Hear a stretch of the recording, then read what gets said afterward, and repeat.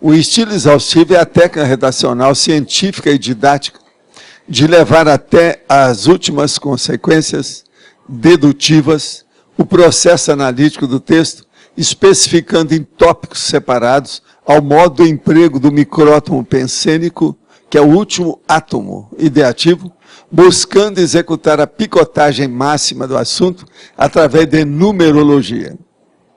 De modo que é um assunto aparentemente simples, mas que adquire aspectos técnicos mais complexos dentro do processo da conformática.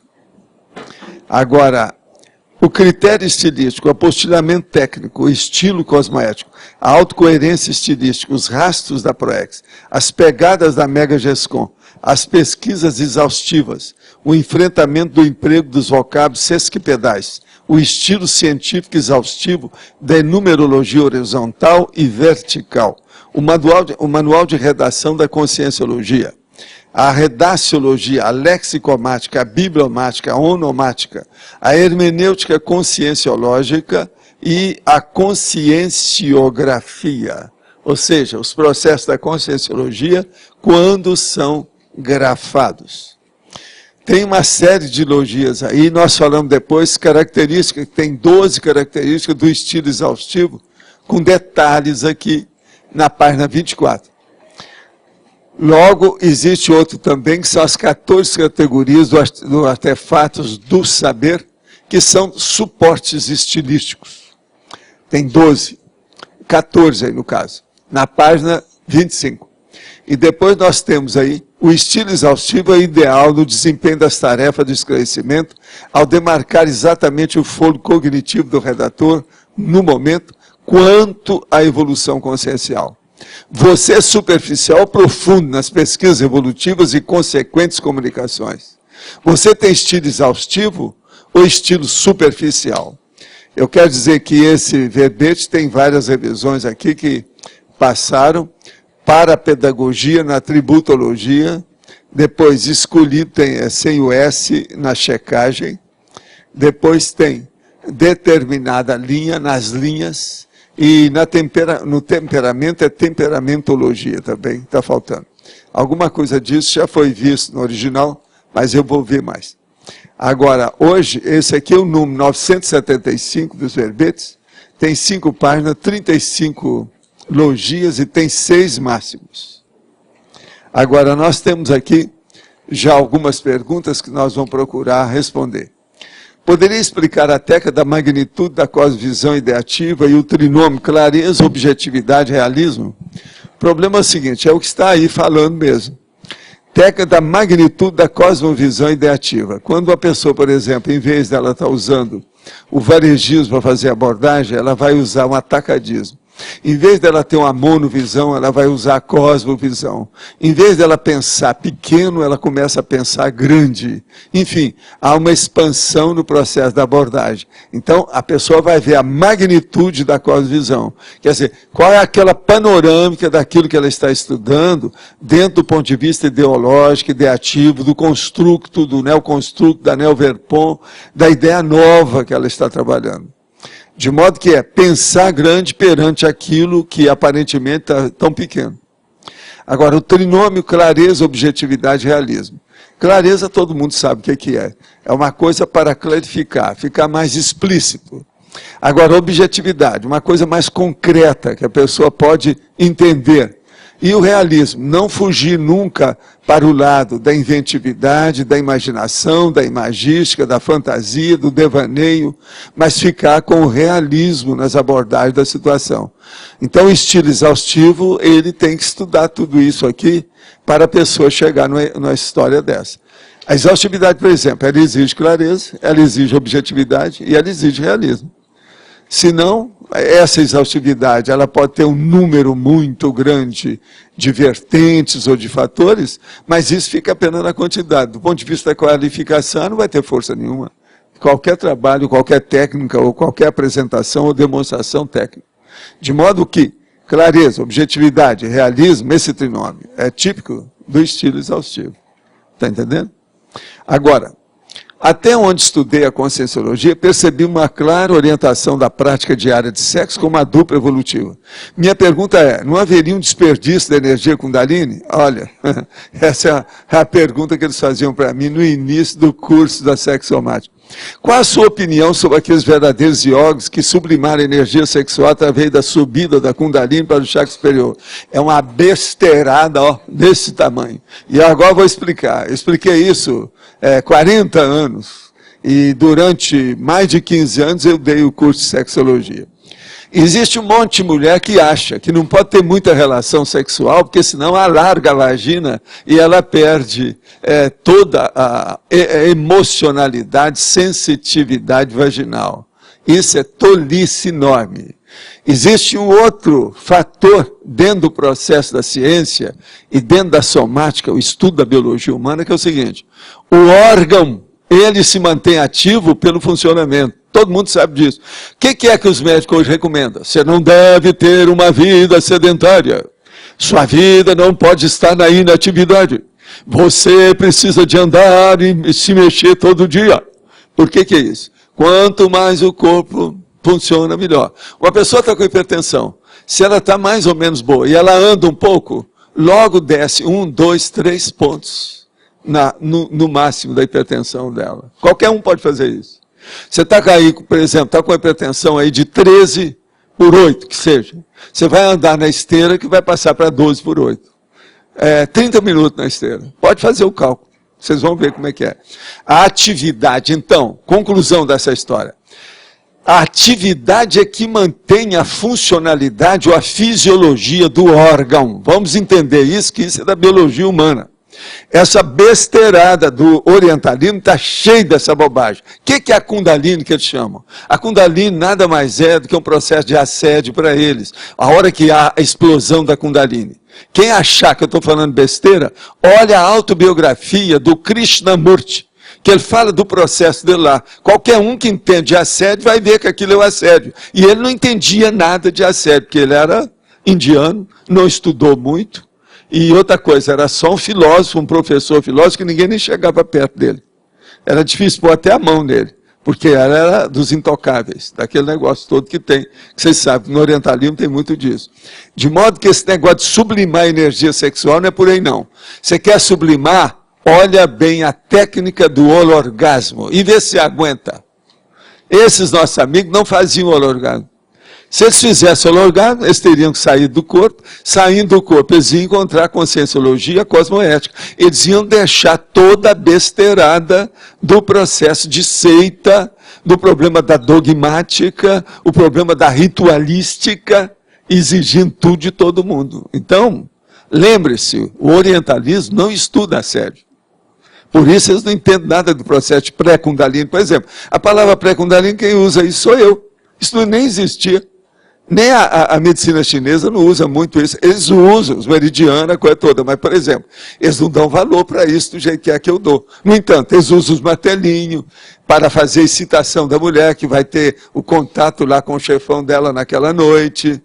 Quem quiser, só ler, ver aquele livro das lanternas vermelhas que está lá falando. Tem a batida dos martelinhos na pré-Kundalini do mulherio, antes de ir para a cama. Agora, ó, isso tudo eu estudei durante vários anos, com um monte de gente, a gente viu tudo isso. O processo de sexo diário é para quem pode. E outra coisa, para quem tem vontade.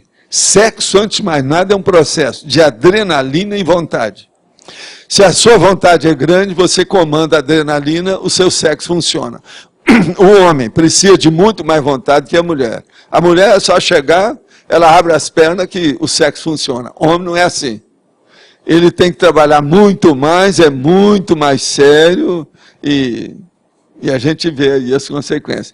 E hoje arranjaram até o Viagra, né? Para ver se equilibra essa situação que ela vem, coitado, martirizando os androssomas através dos milênios.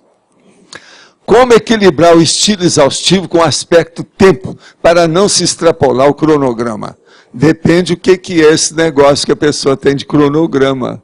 Primeira coisa, quando a pessoa vai escrever alguma coisa que tem valor, ela não deve ter cronograma de marcar uma data fatal que o pai está na forca. Banana para quem quer isso. Isso não é bom. Os fatos é que devem orientar a pesquisa e não o tempo. Fato é uma coisa, tempo é outra. O tempo não deve orientar uma pesquisa. Então, quem gosta de orientar a pesquisa e marcar as datas fatais, isso aí tem que ser entregue sexta-feira. Senão não dá. Vocês estão tudo na rua. Isso é processo de empresa, é problema de indústria, isso é outra coisa, é processo de governo. Agora, você que está trabalhando com a ideia para fazer uma mega GESCOM, se você se escravizar o tempo, desiste disso, desiste de escrever, que já começou tudo errado. Então, aquele negócio, vai começar a dar o primeiro passo, a direção é essa, a pessoa começa por aqui, está tudo errado. Então, não dá certo. De modo que, não se impressione com esse processo de aspecto tempo. Leve a exaustividade até o ponto que você se sinta confiante de uma maneira razoável que você chegou naquele ponto que você queria dentro do processo da ideia. É assim também que os amparadores vão te ajudar mais. Esse é um caminho lógico. Você quer falar? Pois é, professor, eu queria aprofundar um pouco mais nisso daí, na questão do primeiro livro. Até onde deve ir o estilo exaustivo? Até ele ficar pronto. Pode ser dentro de um século, mas que você faça até você sentir satisfeito. Porque depois você vai ter que fazer revisão com um monte de crítica em cima de você. Já houve um caso de uma pessoa, que é um livro até muito bom, que está aí publicado, que eles iam entregar assim, e na última hora eu falei assim, olha, eu não vi seu livro, você quer que eu olhe? De cara, entre a primeira apresentação e o segundo capítulo, havia uma bobagem enorme. Eu, então, salvei na hora. A pessoa só faltou me beijar. O mais tudo foi feito. Puxa vida, como é que ninguém viu isso? Tal? Então, o problema todo, a revisão final tem que ser sua, é o autor. E outra coisa, demore o que for, não interessa. Agora, não vai no bico de editor ou de editora para apresentar um livro, isso é loucura. Você deve apresentar o livro pronto. Não, aí eu respondo pelo que eu fiz, e acabou. Senão nós estamos perdidos. Agora, se tem prazos fatais, milhões de coisas, veja bem onde é que você entra nisso. Mas não fique preso a isso. Ninguém aqui deve ficar preso. Nem o editor, na hora que for publicar o livro dele, não pode ficar preso à data da editora dele. Você está entendendo? Isso é loucura. Nós não podemos estar sob o jugo das forças intelectuais externas. Você tem que estar sob o seu jugo intelectual, pessoal. Até o amparador, ele tem que ser descartado. Porque o problema, quem vai responder depois pelo livro é você. Não é o editor, não é o amparador, não sou eu, não é o leitor que está apaixonado pelo seu texto. Não adianta nada isso. E eu tenho experiência, depois de 50, eu tenho 45 livros publicados. Quantos anos? Mais de meio século mexendo com isso. Outra coisa, o tanto de livro que eu ajudei os outros a publicar. Você está entendendo? Tudo me mostrou isso dentro de uma clareza óbvia. Eu não peço ninguém para ver se isso é lógico. São os fatos, não adianta vir que não tem. De modo que dê valor para o seu texto, para o mental soma que está no seu grafismo, no seu manuscrito, entende? Esqueça tempo, esses fatores todos são secundários, não é por aí não. E ninguém vai depois pagar você, ou ressarcir você das bobagens que você vai, Sim. Eles vão acabar com você. Você está entendendo, né? Fazem poucas semanas que resolvi acompanhar as tertúlias e preciso dizer o quanto os debates com razões lógicas têm me ajudado a repensar antigos hábitos e valores. Quanto ao tema, meu estilo sempre foi muito romântico, literário e ilógico. Embora não veja mais razão para dar continuidade, encontro muita dificuldade em ser mais técnica. Surge então a dúvida, se devo começar do zero para que essa mudança aconteça. A pergunta é, o que devo aproveitar se for o caso de reaprender, como começar o enfrentamento? A primeira coisa, esqueça tudo que você fez e começa agora. Se você já tem algum texto já encaminhado, reveja o texto a partir da primeira letra. Eu não estou falando a palavra não, a primeira letra. Reveja tudo com outros olhos, outra lupa, outro microscópio eletrônico, outro telescópio e qualquer aparelho que tenha para dar atomização e pulverização da realidade do seu texto. E começa a racionalizar de modo que você esqueça isso que você acabou de falar. Romântico, literário e lógico. Romântico é o lírico, é a questão infantil. A infância é a pior fase da vida humana. Literário é a literatice. Isso é bobajada, é o processo artístico, é secundário. Ilogicidade, eu não preciso falar. Uma coisa ilógica é processo irracional. É problema do sub-humano. De modo que esqueça isso. Vamos escrever as coisas com racionalidade. Agora, você pode escrever sobre romantismo, com racionalidade. Sobre literatura, com racionalidade. Eu estou falando aqui, procurando ter racionalidade para falar. Contra o romantismo, contra a literatura, contra a ilogicidade. Eu acho que isso aí está mais ou menos claro. Agora, comece já, com um novo patamar. Você vai se sentir muito melhor com o seu texto. E outra coisa, você vai dar muito mais valor por tudo que você escreveu. Entende? A partir de agora. E os outros, você vai ter, assim, uma certa, talvez, problema com o tempo. Às vezes, pode ser até que vale a pena, por exemplo, refundir alguma coisa que você já fez. Qual a opinião do professor a respeito do Gerardo Anacleto, o Papus? Olha, o cara era muito bom, mas era muito enrolado dentro dos processos ainda da época. A época dele era muito fechada. Agora, vale a pena ver os livros dele, que tem coisa interessante para a época. Mas, desconta tudo devido ao aspecto de iniciação, o problema de emoção e os processos do Zeitgeist, ou seja, o espírito do tempo da época que ele viveu. Mas agora é livro que vale a pena estudar, igual muitos outros dentro da história dos problemas parapsíquicos. Agora, gente, eu queria falar que me deram aqui o resultado dos laboratórios até setembro. O estado vibracional, 428 experimentos. Agora, a pensenologia, 302 experimentos. A TENEP, 186 experimentos. Imobilidade física virgem, 166 experimentos. E despertologia, 141 experimentos. O todo de experimentos foram 1.896 experimentos esse ano até o momento. Então vocês vejam, não parece, as pessoas às vezes não vê muito.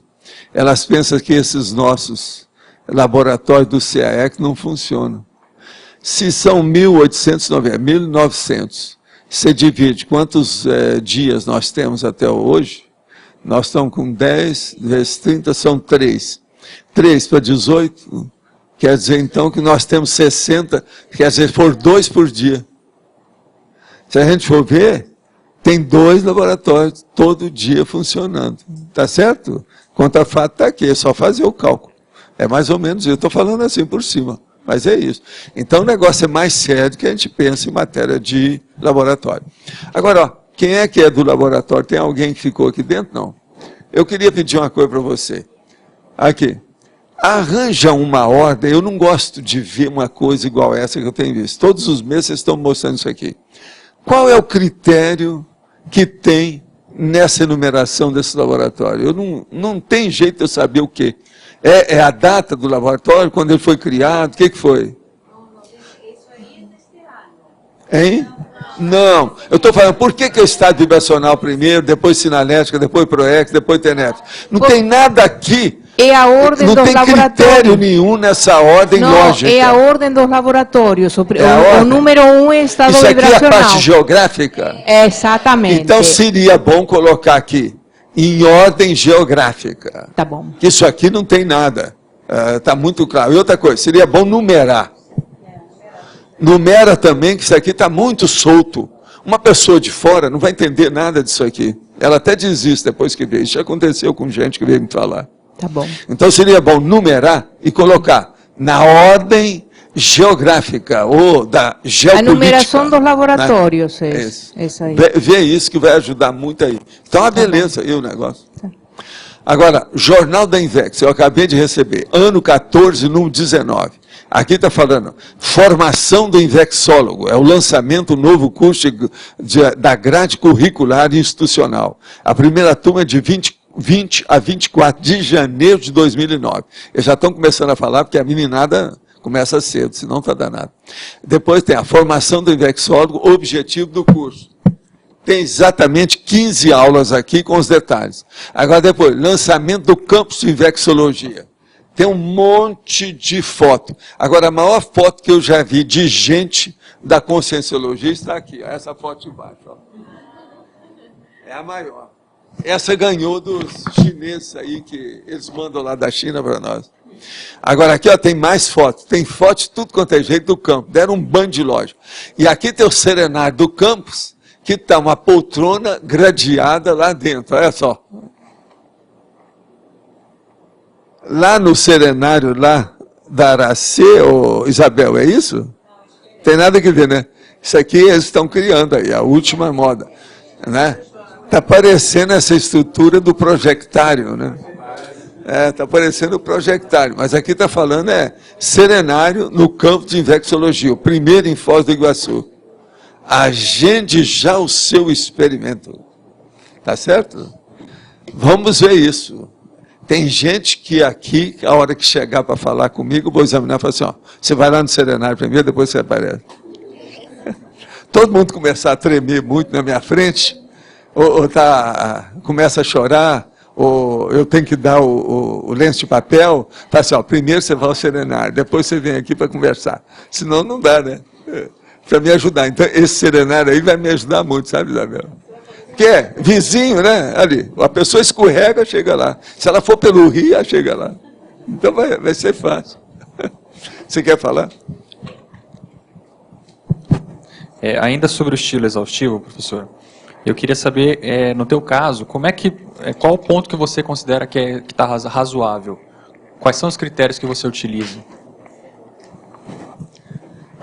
Olha, para mim, a questão do exaustivo, ele depende do detalhismo.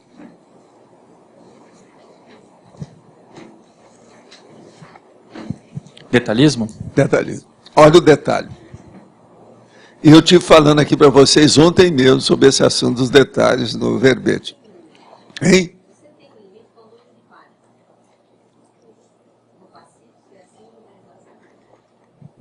Tá, mas como é que se pode mensurar isso daí? Detalhismo até que ponto? Até o ponto que você tem paciência, mas antes da paciência tem uma outra coisa, cognição. Se uma pessoa não tiver conhecimento, ela não vai entrar, ela não vai precisar de usar paciência. Uma pessoa só precisa ter paciência, ela tem cognição. Uma coisa depende da outra. Uma pessoa que é impaciente, entende? É porque ela não tem conhecimento. Se ela começa a ter conhecimento, ela tem que começar a ficar paciente. A cognição real começa mostrando que você não é um animal, você é uma consciência. Isso é cognição. Então a paciência é o primeiro que chega. Então é aquilo que eu falo, primeira coisa. Imobilidade física virgem. Entende? Para chegar no estilo exaustivo. Agora, no meu caso, eu hoje, por exemplo, eu fiz um verbete à noite em 2 horas. De cara, hein? Sentei e fiz. Isso é raro. Geralmente, eu demoro 3 horas. Agora, hoje eu fiz em 2. Quer dizer, eu já bati meu recorde. 2 horas, do início ao fim, um verbete 3 páginas, bem cheias, com todos os detalhes. Mas agora, veja, eu estou com muito material, né? Agora, o material principal está atrás da minha testa. O segundo está lá no computador. Depois de 4.000 e praticamente quase 4.500 páginas, eu já tenho, já estou chegando a mais de 80, além dos 1.000. Hoje seria 1.080. Se nós vamos colocar lá, o processo dividido, download, vai ser só 1.000, porque esses 80 ainda não foram feitas vamos dizer, a revisão E depois a minha revisão final também ainda não fiz. Isso aí tem que fazer para depois acrescentar. Agora, só esses 80 já vão mais umas 300 páginas. Esses 1000 lá estão com 3.900 páginas. Entende? É o que está lá. Agora, tem muito mais coisa para acrescentar e fazer, etc. Tem vários aí da nossa equipe que já está trabalhando nisso para a gente ampliar. Agora, eu estou dando valor nas questões das inclusões em coisa que sejam nova ou que venha esclarecer mais o texto. Aquilo que é muito repetitivo eu não estou pondo não, porque já tem muita coisa repetida. Se uma pessoa ler sem verbete, ela vai ter uma porção de ideia daquilo que não precisa estar repetindo tanto, que ela vai entender. Ela mesma acrescenta. Por isso que eu falei o processo da auto-enciclopédia. A pessoa pode fazer a enciclopédia para ela. Tudo aqui é suscetível de acréscimos. Tudo isso ainda é pequeno. Agora veja, esse é o estilo exaustivo. Sim. Eu sempre deixo uma brecha para continuar. Eu nunca preencho tudo, porque é impossível você fazer isso. Agora, eu já jogo a toalha antes de começar, porque eu sei que é impossível, então você deixa a brecha para fazer a agregação. É como se tivesse mais alguns vagões para colocar no comboio do trem. Sempre tem espaço, sabe? Como diria lá na jardineira antiga. A jardineira é igualzinho coração de mulher. Sempre cabe mais um. Era assim que eles falavam na década de 40. Eu acho que isso é injusto. Entende? Não é assim. Entende? Coração de mulher. Sempre cabe mais um. É terrível isso aí.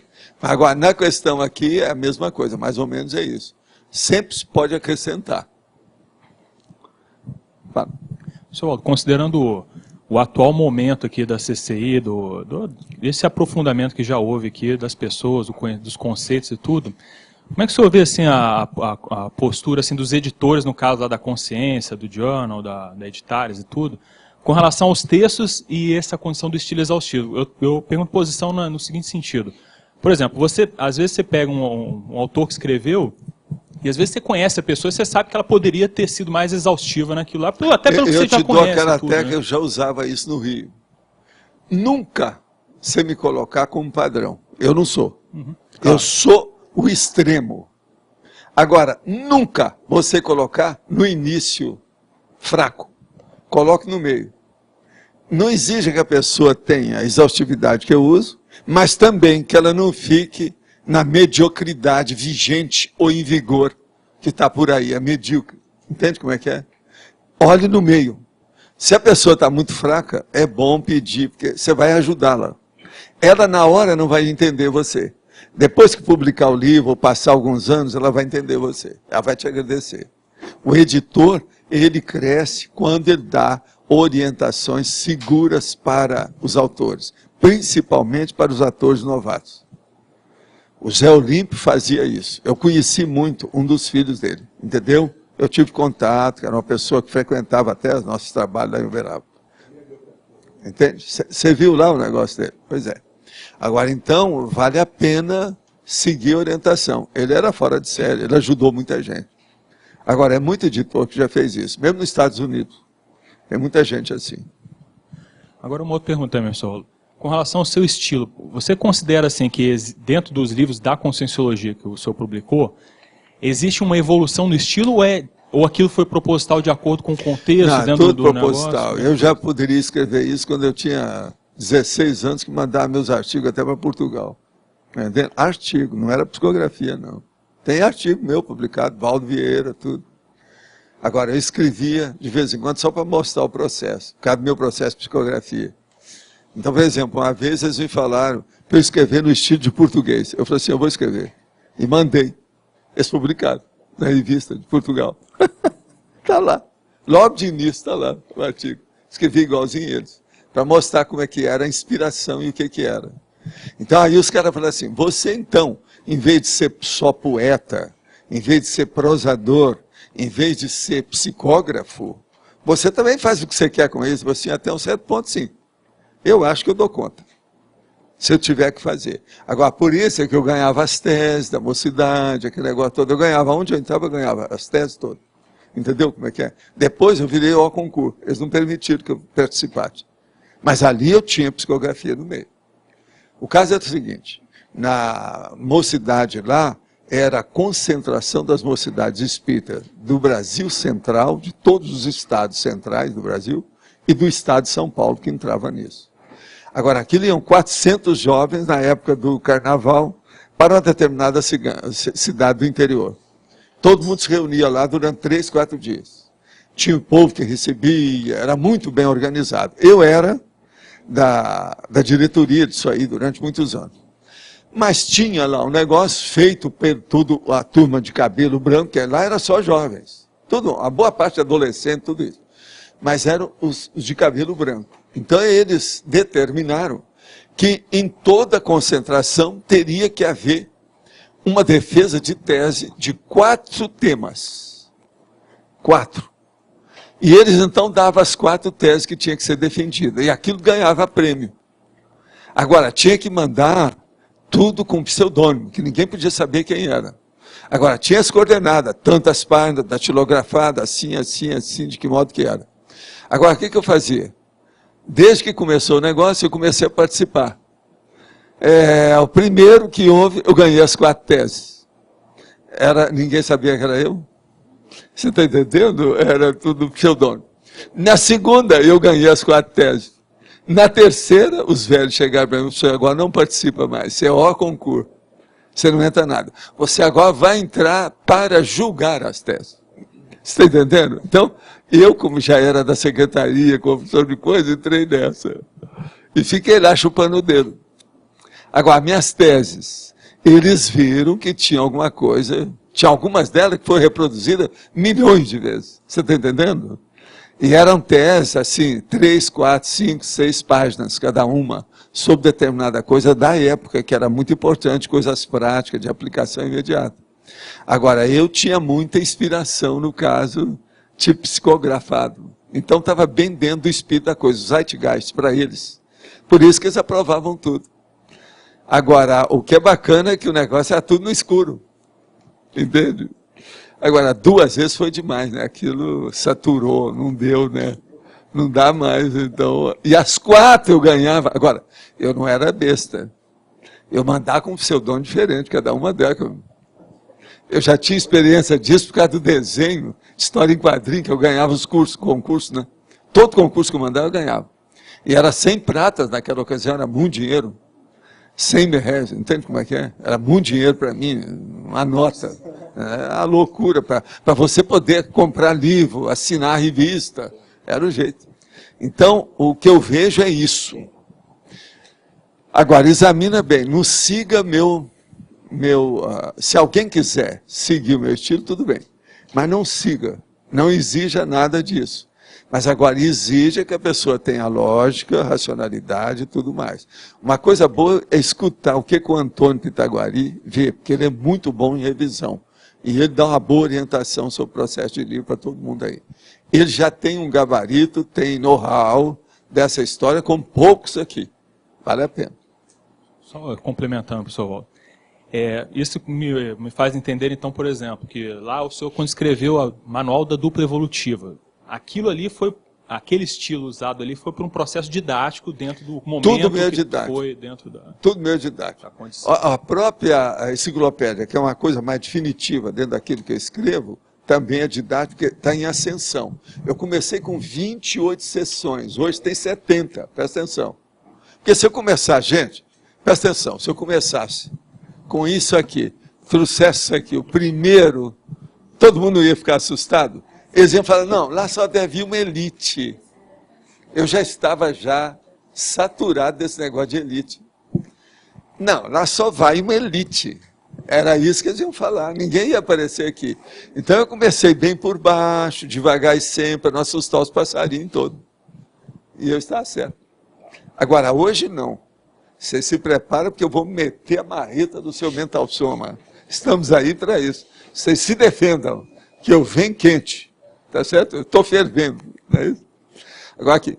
Gostaria que o senhor encaminhasse a relação de livros que o senhor sempre fala nas tertúlias. Outra coisa, gostaria de um contato para a assinatura do Journal, pois já encaminhei 3 e-mails para o que consta no folder. Olha, isso aqui seria bem alguém. Quem é que é do Journal? Tem alguém aí do Journal? manda para lá, fica sabendo depois quem é essa pessoa e atenda tudo direitinho, olha aí o telefone ou qualquer coisa, fala lá. Agora, sobre livros, isso aí tem que ver. Eu acho que aqui a pessoa está pedindo são esses livros que você tem. Manda uma listagem para ela, manda uma listagem dos livros que você tem para lá, que seria bom. Porque a maioria desses livros que eu estou falando, ela acaba pedindo, que os outros querem para ler. Então, é uma coisa. Esse último aí você pediu, você tinha alguma coisa dele já. Esse da tradução, do Berman. Esse aí vale a pena. Agora, ó, o Berman, aquele livro da tradução que eu falei ontem, dê atenção para o livro. Olha o que é um tradutor falando sobre livro e a redação de livro. É impressionante. Ele é muito bom, esse cara. Por isso que ele é considerado o maior tradutor de todos os tempos. Isso aí. Isso aí é uma cabeça.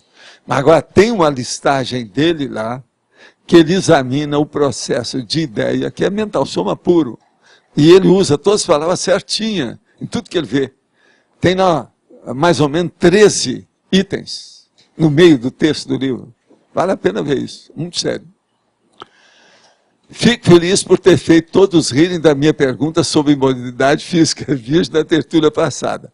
Porém, expressei-me mal. Sei da obviedade que é a necessidade do domínio pensênico antes do domínio somático. Ignorâncias grafopensênicas à parte, o que quero saber é da postura do cidadão na imobilidade física virgem. Deve-se ter um foco pensênico ou o processo é de tábula rasa? Tábula rasa e deixar para ver o que acontece lá. Não leva a sua ideia antes de você sentar. Deixa que a ideia apareça depois que você sentou. Isso aqui é o melhor. Deve-se atuar animicamente apenas ou parapsíquica também? Não, você deve deixar a coisa ocorrer. Deixe os fatos tomarem conta de você e os fenômenos tomarem conta de você. Então, o problema não é bem anímico, é mais parapsíquico.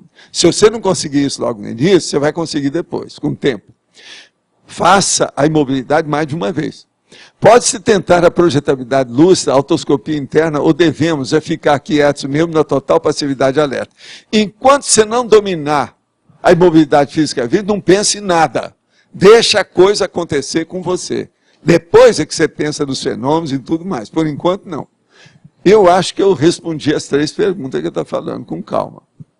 Isso tudo aí é gravado, né, de modo que não perde o que a gente está falando.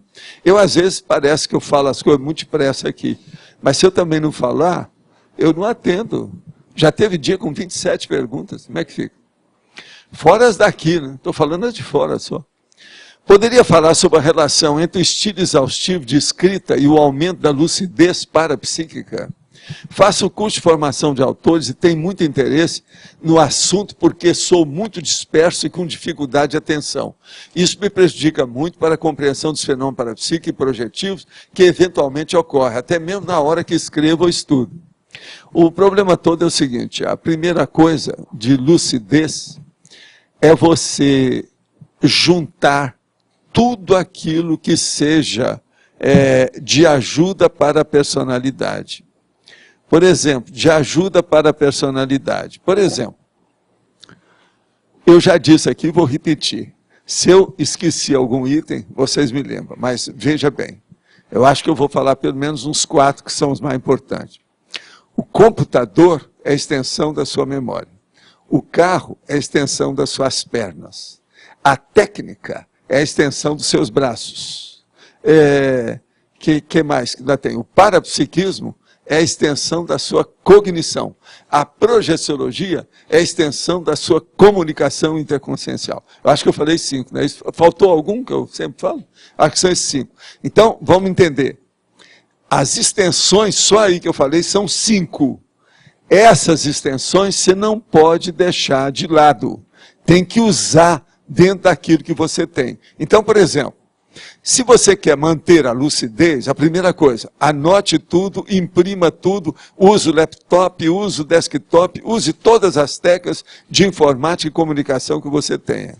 E outra coisa, guarde também num papel e ande com aquilo, tudo que você esquecer para melhorar a sua memória. Porque a memória tem que melhorar dentro de você e melhorar a memória através do computador. Isso é que é o ideal na questão aí para melhorar a lucidez. Agora, outra coisa na lucidez, não deixar que haja dispersão da sua cabeça, que é o problema da pessoa estar lá e a imaginação tomar conta, quando ela vê, está no acostamento. Começa, vê se você domina melhor a sua leitura. Você tem que ler sem sair o pensamento daquela leitura que está no papel. Aquilo que você está lendo. Não pode desviar, não pode ter devaneio, não pode ter sonho acordado, não pode estar pensando na Rosinha que está lá à distância. O negócio é aqui, é pensar no texto.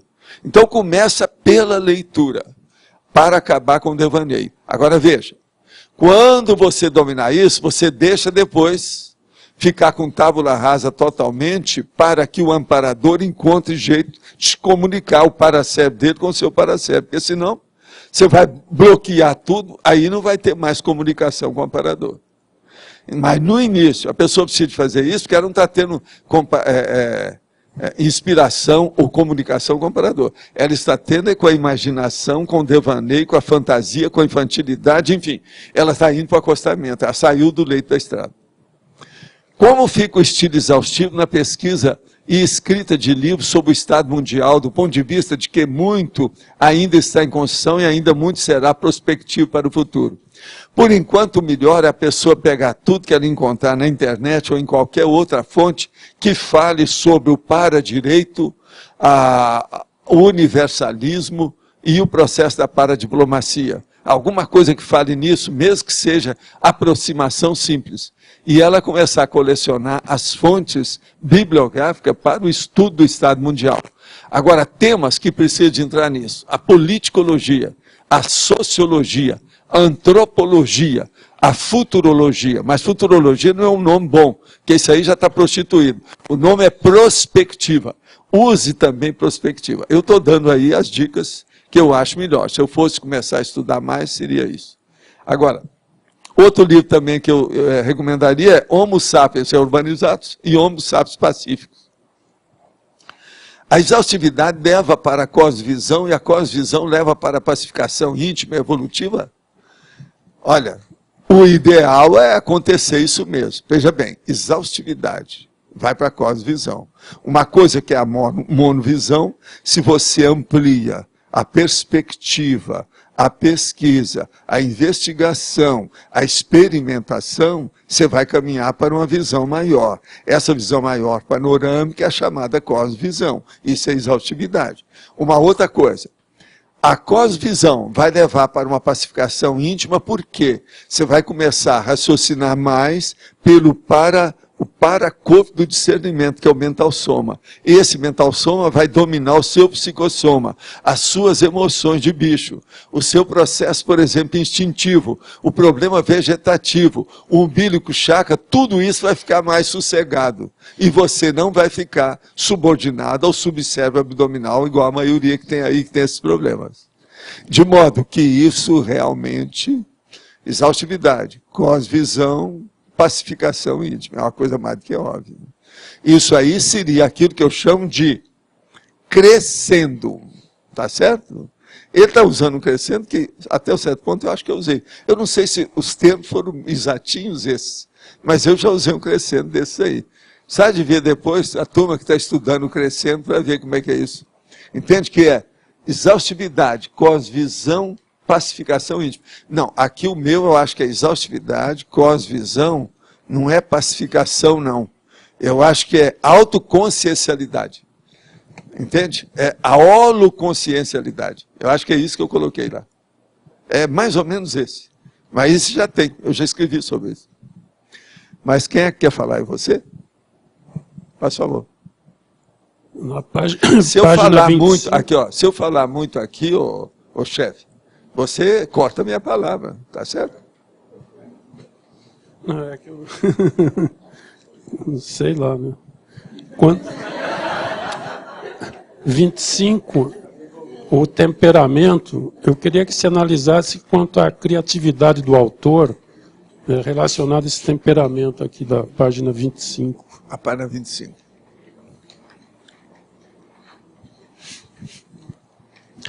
Temperamentologia. O estilo exaustivo depende, obrigado, do temperamento do autor, o pesquisador paciente. Ó a paciência que eu estava falando aí. Mulher ou homem disposto ou disposta a formar hábitos disciplinares menos fáceis. Hábitos disciplinares menos fáceis. Quer dizer, veja bem, eu não quero falar que é difícil, mas de cara é difícil, a pessoa tem dificuldade. Contudo, mais eficazes e produtivos quanto às tares e gestações conscienciais a partir de si próprio. Então, o problema do temperamento, o estilo exaustivo, depende muito disso. Por exemplo, primeira coisa, você acha que uma pessoa que tem a síndrome da dispersão consciencial, ela vai fazer exaustividade? De modo algum. Outra coisa, uma pessoa que seja vítima da síndrome do ansiosismo, ela vai fazer exaustividade? De modo algum. Uma pessoa, veja bem, que ela está escravizada ao fator tempo totalmente, tudo que ela faz, ela vê o minuto, ela tem o pai na forca, ela vai fazer exaustividade? De modo algum. Então nós estamos vendo que o temperamento influi demais nisso. Eu estou dando já um exemplo através dessas 3 condições básicas. Tem lógica aí para você? Queria que você fizesse uma análise, a criatividade do autor na exaustividade e o temperamento. Como olha, a exaustividade, ela leva tudo do autor, que seja bom, desde que ele tenha discernimento, leva tudo dele, que seja bom, para o melhor. Tudo ele vai crescer. Porque a exaustividade é o acúmulo de coisas boas. Nós não vamos acumular besteira, eu não vou acumular arma, eu não vou fazer a oploteca, uma coleção de armas para fazer exaustividade. O meu processo é esse. Eu vou usar instrumentos de esclarecimento tarístico para clarear o processo. Então a exaustividade, a tendência dela é ampliar tudo de bom que você tem do ponto de vista do mental soma. Entende? Uma outra coisa, se uma pessoa não tem nada, ela nem vai entender o que eu falo de exaustividade. Se ela não tem nada, ela é oca. Ela não vai entender nada que nós estamos falando aqui. Por exemplo, exaustivo. Primeira coisa, exaustivo. O que é exaustão? A exaustão é o cansaço. É uma pessoa que trabalhou demais. Mas veja bem, é uma pessoa que tem que trabalhar demais, mas não pode ser workaholic. Ela não pode ser monk. Ela não pode ter o toque. Ela não pode ser excessiva. Vamos entender bem o meio termo, onde esse temperamento tem que estar. Então, por exemplo, o monk não serve para exaustividade. Se ele for começar a fazer qualquer coisa, ele vai demorar tanto no primeiro passo que dá, que aí já acabou tudo, o tempo já passou, aí já não é mais o tempo, é a vida, foi embora. Entende? Porque uma pessoa também não vai ficar na exaustividade fazendo um trabalho, consertando o nariz do filho do diabo o tempo todo, que vai acabar quebrando o nariz. Você está entendendo? Tem essa história do filho do diabo. Ele arrumou tanto o nariz do filho, que acabou quebrando aí, não tinha mais jeito, ficou aquele buraco no rosto.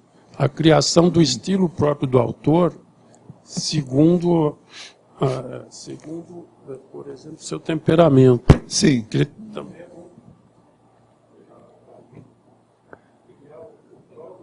o microfone está com defeito, ele cai de repente. Não, ele não está com exaustividade, ele está cansado, coitado.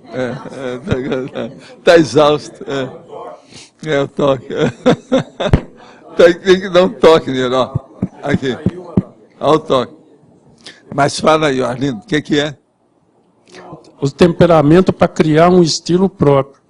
O temperamento para criar um estilo próprio. Isso você não precisa se preocupar sobre esse aspecto. O estilo já é o temperamento. A pessoa, tudo que ela denuncia naquilo que ela escreve, já é o jeitão dela. É a índole, a tendência, é o jeitão. Esse jeitão é o temperamento da pessoa. Então você não se preocupe com isso que ela vai chegar lá. Agora, o que ela precisa é de melhorar o temperamento. A hora que ela melhora o temperamento, que é a última coisa que ela melhora, melhora o estilo, melhora a vida, melhora o complexo, melhora o saldo da ficha evolutiva, melhora o relacionamento dela com os amigos, principalmente os amparadores. Melhora tudo. Mas melhora, em primeiro lugar, é o temperamento. Sem isso não dá. Então tem que temperar o temperamento e olha lá. Tá certo? Na página 25. Sim. você tem aqui um bloco de artefatos, e aí número 1, você coloca painel. Painel, relação das palavras para o aperfeiçoamento do estilo pessoal e expressões novas, fixada em quadro mural, painel, anexo à mesa de redação. Essas são aquelas palavras problema, ou você pega Não, palavra é tudo que você achar. Escuta, eu lá no meu escritório, durante anos, eu tinha um quadro mural enorme. Na verdade, eu tinha 2 quadros, você sabe. Eu depois tirei porque estava dando muita poeira devido à minha situação lá, mesmo com exaustor, o negócio não estava bom. Eu agora vou colocar, quer dizer, o Everton está arranjando para mim, são 16 painéis de plástico que tem dos americanos, isso só tem nos Estados Unidos, que é uma capa de plástico. Você coloca lá dentro e aquilo fica, e aquilo lá não pega tanta poeira. Então, em vez de usar um quadro mural, meu quadro mural é uma coisa dessa, só que tem grandão, daquele de cortiça, que você colocava tudo. Todo mundo já deve ter visto isso. Eu acabei com isso, que está juntando muita poeira, e aquilo, todo dia eu tinha que estar usando demais o exaustor, porque pegava meu nariz. Agora, com esse plástico, ele não pega tanta poeira. Você já viu o que é? Então, só o plástico, eu vou colocar 16 na parede. Então, veja, 16 equivale a 8 disso aqui, ó, na parede. Agora, uns em cima do outro, são 2 levas disso. Mas Você usa aí na mesa. Hein? Não, esse de baixo aqui também eu uso, mas esse aqui, é ó, o vidro. eu uso aqui. Mas isso aqui também eu vou usar. Ele agora está fazendo um móvel especial para o meu computador, porque o negócio nosso cresceu demais. Então, meu computador vai ficar aqui, o monitor, o gabinete está aqui. Agora aqui, ó, vai ter um móvel assim, fora. Está entendendo? Móvel. Para colocar material. Agora, na parede, lá da parede, lá perto da janela, aquela lá do meu escritório, que pega lá, até aqui, nós vamos ter 16 painéis para segurar a folha. Agora, eu já uso 4 fechados, igual aquilo lá, ó, aquele lá, o verbete, CAE, tertura, eu tenho 4 de pendurado na minha parede para material. Um é para papel em branco, o outro é para essas minhas pastas L, o outro é para os verbetes propriamente dito, e o outro é para processo de revisão, porque quando tem muito material, tem que ser mais grosso, que só um não aguenta. Então, 4 eu já tenho. Isso é a minha teca lá o laboratório que eu uso, né, que é o meu escritório. Mas qual que é o critério para você relacionar essas palavras? Palavras novas, palavras interessantes? Não, aí é um monte de coisa que tem. Isso aí depende da minha necessidade. Por exemplo, hoje eu não ponho tanto de palavra nova, nada disso não. Mas eu ponho o processo das inclusões e das revisões. Por exemplo, como eu estudo conscienciologia, o erro que tem mais em datilografia, que qualquer um comete, é o COSN. COSN. C-O-S-N. Então, por exemplo, estou dando um exemplo disso. Eu tenho uma listagem disso. Então, por exemplo, um livro, a hora que ele está pronto, a revisão final, eu pego cada um disso na página 1 e coloco o find, se der algum. Hoje eu já trabalho tanto com isso que quando chega na vida, raramente eu acho algum erro nisso. Tudo já foi revisto.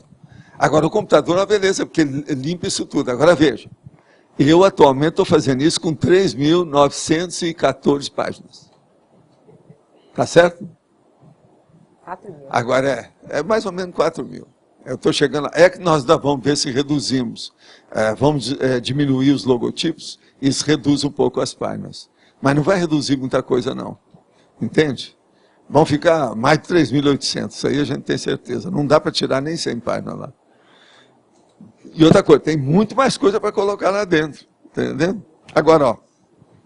Isso é uma das coisas. Agora, existe outra técnica. Eu vou te abrir o olho desde já para você saber que eu uso também desde Uberaba, das minhas coisas lá, como médium.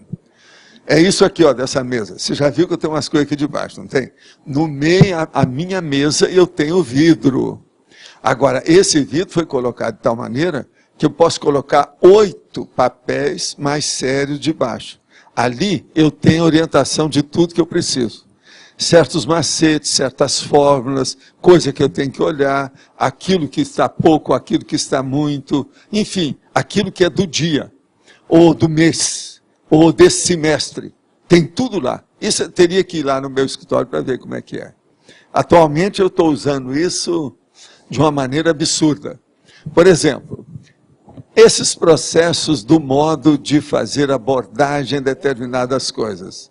Você já viu que eu tenho 30 e tantos tipos? Eu fiz uma listagem, eu Pois li é. o seu livro e fui achando. Agora, eu procuro, às vezes, repetir sempre uma coisa só.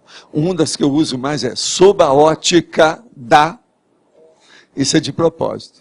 Que é para a pessoa fixar que assim ela não vai perder tempo com a forma. Ela vai direto aos finalmente, que ela já sabe o que é aquilo.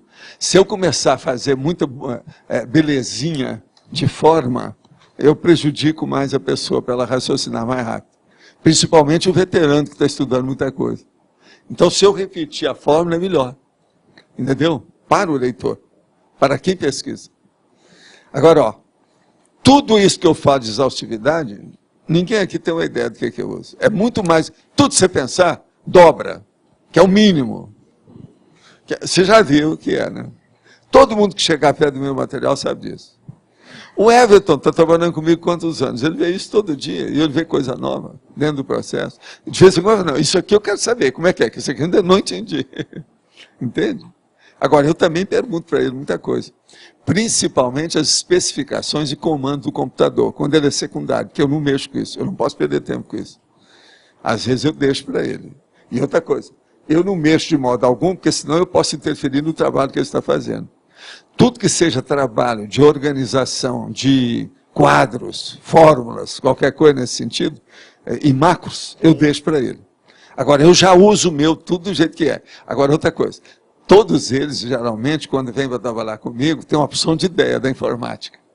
Então eu falo assim, olha, a minha técnica é essa que eu acho mais prático. Você faz a sua. Agora, com o tempo, vamos ver quem ganha. Quase sempre eu ganho tudo. Ele já sabe disso. Entendeu? Tem umas que não tem jeito. Uma das piores que tem é o seguinte, você faz um alinhamento automático. Eu, por exemplo, estou fazendo uma listagem lá, 50, 70, 100 itens de uma enumeração vertical. Aí, ele começa fazendo aquilo no automático. Entendeu? A ideia dele está engessada. Ele não tem muita jogo de cintura para mexer naquilo, porque qualquer coisa tem que seguir aquilo que está lá. E vai colocar tudo na mesma ordem, você está entendendo? Alfabética, tudo do jeito que é. Agora, quando você está mexendo com aquilo, isso não é bom. Então, a primeira coisa que eu faço, nada de automatizar nada. Agora, depois, se já está tudo assentado, se você já esgotou tudo que você tem, e você quer aumentar o esgotamento que ainda não chegou, da objetividade do conteúdo, aí sim, faça o alinhamento que vai me ajudar. Mas aí então, por exemplo, lá tem 70, eu quero chegar a 100. Como eu vou incluir, vale a pena fazer o alinhamento. Você entendeu ou não? Entendi. Agora veja, isso com o tempo, ele mesmo chegou, não, você tem razão. Hoje, um monte de gente usa as minhas técnicas. Você não pode seguir computador em tudo que fala. Entende? Não dá. Agora, a exaustividade, gente, ela dá muita alegria para quem escreve. Mas isso é preciso do tempo mostrar isso para a pessoa. Por quê? Vamos raciocinar comigo. Por quê? É aquilo que você, com o tempo, nada como um dia depois do outro. Você vai ver que aquilo que você escreveu fazem 12 anos, hoje, clareou tudo para você. Você escreveu desse tamanhozinho. Para o assunto que você está estudando hoje, aquilo é desse tamanho. Entendeu? Você vai agradecer você mesmo. Ainda bem que eu fiz isso. Isso me ajudou. Então, a cosmovisão, se ela é cosmoética, você nunca se arrepende dela. Ela enriquece tudo que você faz. Agora, veja, a exaustividade é cosmovisão. É o que nós estávamos falando. O professor pode falar das retrocognições suas, do intermissivo anterior e sua qualidade projetiva. Olha, o problema todo é o seguinte, eu já disse aqui sobre o problema de retrocognição. Agora, a gente, nessa questão, por exemplo, de retrocognição, no meu caso, o processo intermissivo, ele é muito longo, aprofundado, e teve assim, certas características bem definidas. De modo que há muitos anos que eu tenho uma certa facilidade de saber o que aconteceu em tudo isso. Agora, por exemplo, o que eu quero dizer aqui, talvez é o caso para clarear o que estão me perguntando, é que teve uma época que eu tinha problema com retrocognição. Tinha um período das minhas retrocognições, lá pelo ano 800 dessa era, que eu tinha um gap. Havia um hiato. Havia uma parte lá, de uma brecha, que eu não sabia preencher. Não tinha jeito, não dava dentro das coisas que eu sabia. Então, eu era preocupado com aquilo, assim, eu devo ter feito alguma coisa muito errada e sepultei o negócio da minha memória. Vocês sabem que acontece isso. Hoje a própria psicologia já tem nome para isso, tem uma opção de coisa. Aquilo faz o recalque e guarda. Mas agora veja, com o passar do tempo não era nada disso. É porque a fase era secundária, eu não dei valor para o processo, porque o meu rendimento foi muito porco. Para falar que foi parco. Parco e porco, você sabe, a diferença é mínima. Então, eu tinha escondido por causa disso. Aí, teve uma temporada que eu comecei a trabalhar comigo para ver se deslindava aquilo. E cheguei à conclusão que o negócio não era tão ruim assim. Entendeu? Pelo menos não era nada para se esconder, eu não precisava ter vergonha do que aconteceu. Mas eu precisava ter vergonha pelo rendimento, a proficiência que faltou, a qualificação do esforço. Entendeu? Que ficou pequeno. Agora, isso é mais ou menos lá pelo ano 800, vocês têm uma ideia. Mas agora, o período meu era quase de 300 anos. Não chegava a isso, mas era... que estava assim, tinha muitos hiatos. Você está entendendo como é que é? E isso é chato, na questão de rememoração, isso não é bom, não. A gente tem que dar um jeito. Está querendo aí um microfone? Pode falar? Aqui, a pessoa está perguntando, qual a extensão da consciência? A extensão da consciência é a evolução. Por exemplo, a maior extensão que nós temos da nossa consciência atualmente são os camaradas e umas camaradas, que eu não sei como chamar esses camaradas, que a gente chama de consciência livre, né? Seria a extensão da nossa consciência. Esse sim seria, né? Eu desejaria arranjar essa extensão para todo mundo. Já pensou comprar igual que a Flávia está vendendo aí, esse de 4, de não sei, de 8, pendrive. Não é isso? Pendrive. O pendrive. Pendrive. Extensão da consciência. Vamos pôr. Né? Mas fala. Você, por exemplo, do ano 1000, antes disso, né, do ano primeiro século, aí, ano 0, você lembra praticamente de todas as vidas até essa? Não. Você falou desse período, desse gap de 300 anos. Escuta só uma coisa. Você vai lembrar da sua vida. A sua vida, por exemplo, você carioca, lá no Rio, depois você veio para Foz. Se você começar a pensar, você vai preencher as lacunas de tudo que você lembra do Rio para cá. Mas uma ou outra coisa você não vai ligar para aquilo. E nem também você vai dar valor, nem você vai querer. É secundário. Então veja, a hora que você tem o veio principal, que é o link, que é a diretriz, ou que é a bissetriz, ou que é o megafoco, ou que é a pista principal do seu processo evolutivo multiexistencial, aquilo que eu chamo CMP, Ciclo Multiexistencial Pessoal, CMP. Essas coisas são secundárias. Então, por exemplo, se eu lembro do essencial, eu já preencho tudo aquilo, não interessa. Mas não... Você está entendendo? Por exemplo, nessa vida, a hora que você chegar e ver, vem o Alexandre e a gente está tudo dessomado já. E eu viro para ele e falo assim, então, como é que foi? Não, o meu complexo, Valdo, eu consegui. A partir daquele nível eu fiz isso, deu certo. O mais não interessa. Ele mesmo vai dizer isso. Você entendeu ou não? Sim. O complexo, então, ele vai aparecer mais para nós na intermissão do que qualquer outra coisa. Você muitas vezes não sabe qual é o seu saldo, mas o complexo você vai saber. E o complexo e o saldo, praticamente é assim, uma coisa com outra, é casado. Você está começando a entender isso? Agora, veja, isso é aquilo que eu falei da retrocognição. Tem muita coisa que a gente nunca nem falou aqui. A retrocognição é um absurdo em matéria de estudo. Porque é como se você dividisse você em 1000 lotes e estudasse cada um em comparação uns com os outros, fazendo paralelo. A retrocognição leva a isso. Isso é um absurdo.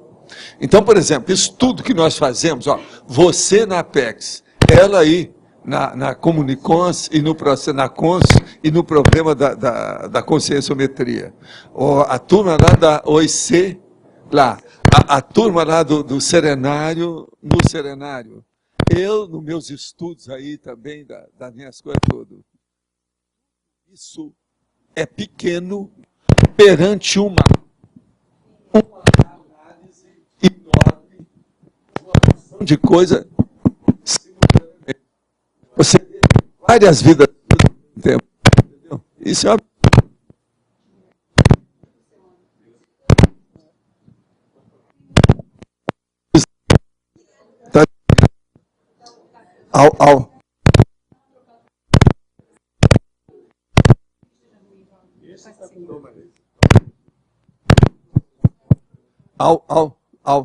É aquele ali, não, são esses aqui que estão alterados, esse aqui está bom. Mas olha, vocês entenderam as várias vidas dentro de uma só, quando você está analisando as retrocognições. Você está entendendo, é o alcance disso. Então, por exemplo, a retrocognição seria todas essas linhas de conhecimento que eu falei em conjunto. Você está entendendo o que quer dizer? Então, a holomnemônica, até um certo ponto, lógico, ela estaria com todos aqueles mega atributos dentro dela. A holomnemônica, a memória, o negócio é seríssimo. Por isso que eu já escrevi até agora uma série de verbetes, ainda tem muito mais para escrever sobre o processo de holomnemônica. Qualquer hora eu vou trazer mais um que tem aí, que eu escrevi agora recente. Agora aqui, gostaria que o professor aprofundasse como posso explicar o estilo exaustivo na escrita de uma dissertação de mestrado, que é o meu caso no momento. Ixi, essa eu posso explicar. Primeiro, mestrado, universidade, academia é o seguinte, isso é uma guerra de nervo. Esqueça o seu estilo, esqueça a conscienciologia, esqueça tudo que nós estamos falando. Olha o que é que eles querem, do jeito que eles querem que escreva. E escreva tudo do jeito que eles peçam. Mesmo assim, eles vão implicar com você. Eu estou te falando que eu tenho experiência disso de muitos anos. Não vai nesse bico, não. Me esqueça. Depois que você arranjar o mestrado, você apareça. Por agora, não. Esqueça o estilo exaustivo, porque eles não vão querer saber disso. Olha, você vai ter um orientador, uma orientadora. A maioria desses cursos tem mulher atrás. Cuidado, que às vezes é uma briga de mulher entre elas, que é jogo de foice no escuro. Abra o olho, atenda a tudo que falar. E outra coisa, na hora de você defender sua tese, olha bem o que é que a orientadora falou. Na hora fala que a culpa é dela, porque foi ela que indicou. Olha, ela que indicou, outra que indicou. Mostra tudo. E não fique mostrando que você é superior ao povo que está lá fazendo o curso. Nunca mostre inteligência demais. E principalmente, eu não sei se você é homem ou mulher por esse nome que está aqui. Se for mulher, cuidado. Viu? Só apareça com inteligência depois que você tiver com o registro na mão. Assinado com protocolo. Uma outra coisa, faça tudo por escrito. Não vai no bico de nada, porque amanhã eles podem ir atrás de você para atrasar, para você perder. Faz o diabo. Tem de tudo nisso aí. Então, abra o olho. Guerra de foice no escuro e guerra de nervos sem parar. Esses são os cursos. Não, tá bom, obrigado. Esses são os cursos de mestrado e de doutorado. O mestrado é pior do que o doutorado, tá? Agora, vocês vão falar assim, Valdo, você não tem nem mestrado nem doutorado? Sim, mas não sou burro. Estou examinando isso há quanto tempo? Não, e um monte de gente tudo perto de mim sofrendo, e você tem que atender esse povo todo, eles me dão um trabalho danado. Porque eu já atendi de gente de mestrado e de doutorado, que está com o pai na forca e com a língua de fora e com o olho estatalado e chorando sem parar. O que eu já gastei de lenço de papel com esse povo não está no gibi. Vocês sabem o que é gastar lenço de papel, não sabe? É isso, é aquilo mesmo. Na aula de ontem, você disse que a pessoa, ao tentar fechar o corpo, corre o risco de prender o assediador junto com ela. Se isso acontecer, qual é a chave para soltar? Essa está ótima, é mais uma aqui. É mais uma. Por analogia, se existe a forma errada de fechar o corpo, é porque tem a maneira certa? Você pode falar sobre as duas? Sim. Aqui. O problema todo é o seguinte. Esse negócio de fechar o corpo é processo da Umbanda, é aí que eles entraram com isso. Isso tudo é um processo secundário. A coisa mais séria é o problema da desassedialidade. Então a pessoa, ela não tem que fechar só o corpo, não é bem isso. Ela tem que se manter desassediada o tempo todo. E para isso, a primeira coisa que ela tem que fazer é se desassediar perante si mesma. É o chamado autoassédio. Então, corte primeiro a autoassedialidade, que depois a heteroassedialidade vai diminuir. Uma outra coisa, na hora que você começa a cortar a autoassedialidade sua, você vai começar a fazer a ideia, já vai ter uma ideia e vai começar a funcionar com o autoencapsulamento. Se você fizer o autoencapsulamento, em qualquer situação ou qualquer condição, você domina a parapsicosfera sua, o ambiente seu. Isso é mais do que a aura, é mais do que a sua força presencial. É a sua condição que está ali instalada. Então, com isso, você vai melhorar todo o ambiente em torno de você. Agora, o verdadeiro corpo fechado, vocês sabem, como é que chama? É o ser desperto, é a dispersidade lúcida da pessoa que já é lúcida. Então é o desassediado permanente total. Isso é que é o verdadeiro fechamento de corpo. Se a pessoa chegou nisso, ela só pode ter chegado através de muita ação interassistencial cosmoética. Se ela ajudar os outros e começar a trabalhar por aí, nesse sentido que nós estamos falando, ela vai chegar lá mais perto. Agora, o desassediado é uma condição, às vezes, até muito mais séria do que o complexo da pessoa com uma vida dessa. Porque o negócio é estabelecer uma condição que é para o resto da eternidade dela, para caminhar depois para a semiconsciencialidade, para o teleguiado, autocrítico, para o evoluciólogo, para o serenão. Então, o caminho aí da dispersidade é seríssimo. Por isso que a gente fala, esse negócio de fechar o corpo é sério. Então, a primeira coisa é o seguinte, essa pessoa agora, falando em termos práticos imediatos, olha o seu quarto de dormir, tira tudo que seja bagulho energético e coisa suspeita que esteja lá dentro. Suspeitou, tira fora. Na dúvida, não deixa nada lá dentro. E depois, você roda lá várias vezes assim, ó, todos os cantos do quarto, exteriorizando energia, para ver se limpa isso. Faz isso pelo menos durante 3 dias, em horário diferente. No primeiro dia você faz de manhã, no segundo à tarde, no terceiro à noite. E limpa aquele ambiente. Se você tem um companheiro ou uma companheira, faça ela estar com você quando você for andar com as energias, que isso também vai ajudá-lo. A elasticidade do fluxo pensante, que uma determinada área de atuação pode ser dilatado em quantos retrossomas? Fluxo pensante da pessoa. Por exemplo, o professor que está com esse fluxo pensante na hora que ele está explicando. Ele mesmo está falando aqui, numa determinada área de atuação. Por exemplo, professor. Isso pode ser dilatado em quantos retrossomas? Olha, depende do gabarito da pessoa, né? Por exemplo, essa questão da visão panorâmica, multiexistencial, isso pode se dar de acordo com o nível de lucidez multiexistencial da pessoa, que é aquilo que nós chamamos da hiperacuidade. Isso depende da cosmoética e da holomaturologia da pessoa, a holomaturidade dela. Então isso varia ao infinito. Agora, uma pessoa, por exemplo, essa questão de ter muitas vidas lembradas, isso é secundário. Porque às vezes tem vida que é da mesma linha da outra. Aquilo não mudou muito. Que a mudança, às vezes, principalmente de temperamento, demora muito de uma vida para outra. Aquilo demora. Então, tem muita coisa igual. Então, se você sabe algumas coisas, às vezes você pega aí 500 anos, 800 anos de uma vez. E você tem uma visão total da situação. Isso aí, então, dá uma visão panorâmica maior. E o fluxo pensênico seu também vai ter, assim, mais acuidade da coisa. Entende como é que é? É aquilo que nós chamamos a parapercussiência. Essa parapercussiência que é um negócio sério.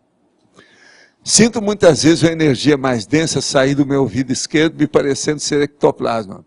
O que posso fazer para saber se estou contribuindo com alguma assistência que não posso ver ou sendo sugado por conceneres?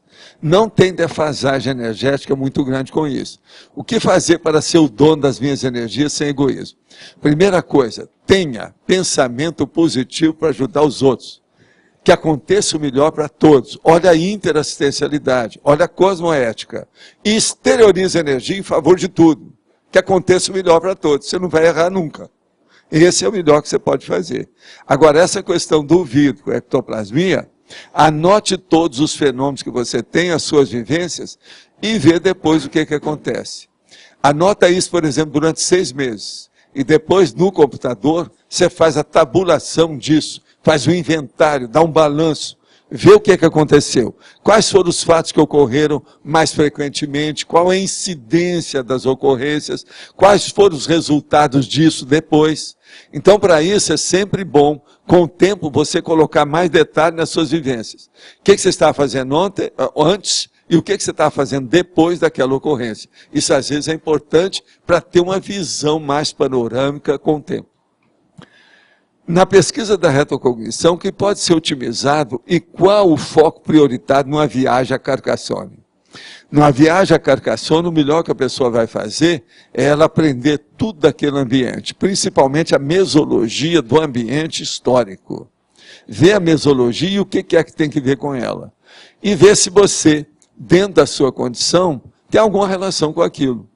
Alguma coisa te chamou a atenção? Por exemplo, uma obra de arte, uma obra arquitetônica, algum local, alguma paisagem, um nome, as energias de determinado ambiente. Isso é que a pessoa tem que marcar. São as conotações da pessoa, dela, com aquilo que está dentro daquele contexto. E ela vê o que é que tem de vantagem nisso. Acho que está mais ou menos claro isso aí, né? Professor Valdo, como jogar com a mancolista e livros que aparecem, que são interessantes e que se a gente não compra depois também não acha mais? A primeira coisa que tem é o seguinte, quando você vê um livro, se você está em condições, principalmente econômico-financeira, compra logo. Mesmo que você não vai ler o livro agora. E começa a fazer o acúmulo de livro. O número ideal de acúmulo é 168 obras. Quando chegar a 168 obras, você para. Não me pergunte por que 168, mas é muita gente que já usou isso. Porque 168 já vai começar a travancar a sua vida. Antes disso, não. Antes não atravanca. 168. Parece brincadeira. Quando vocês ficarem de cabelo branco, vocês vão me dar razão.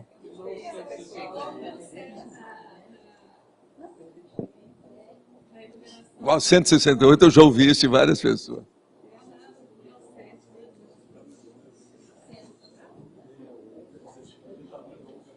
168 já começa a criar problema. Até lá, não. Agora, veja, às vezes a pessoa não tem verba, entende? Então tem que olhar isso também, né? Você examinar isso aí. Anota, então, a mancolista. Vocês sabem o que é mancolista, né? A relação dos livros que você ainda não tem. É o que falta na sua coleção. Pode falar. Professor Valdo, o seu estilo exaustivo vem sendo utilizado há várias vidas, né? Sim. Teve algum fato, sim, que o senhor pode mencionar, que tenha startado, tenha aprimorado esse estilo exaustivo em vidas anteriores? Foi. Teve um terrível. A ojeriza do povo em cima de mim.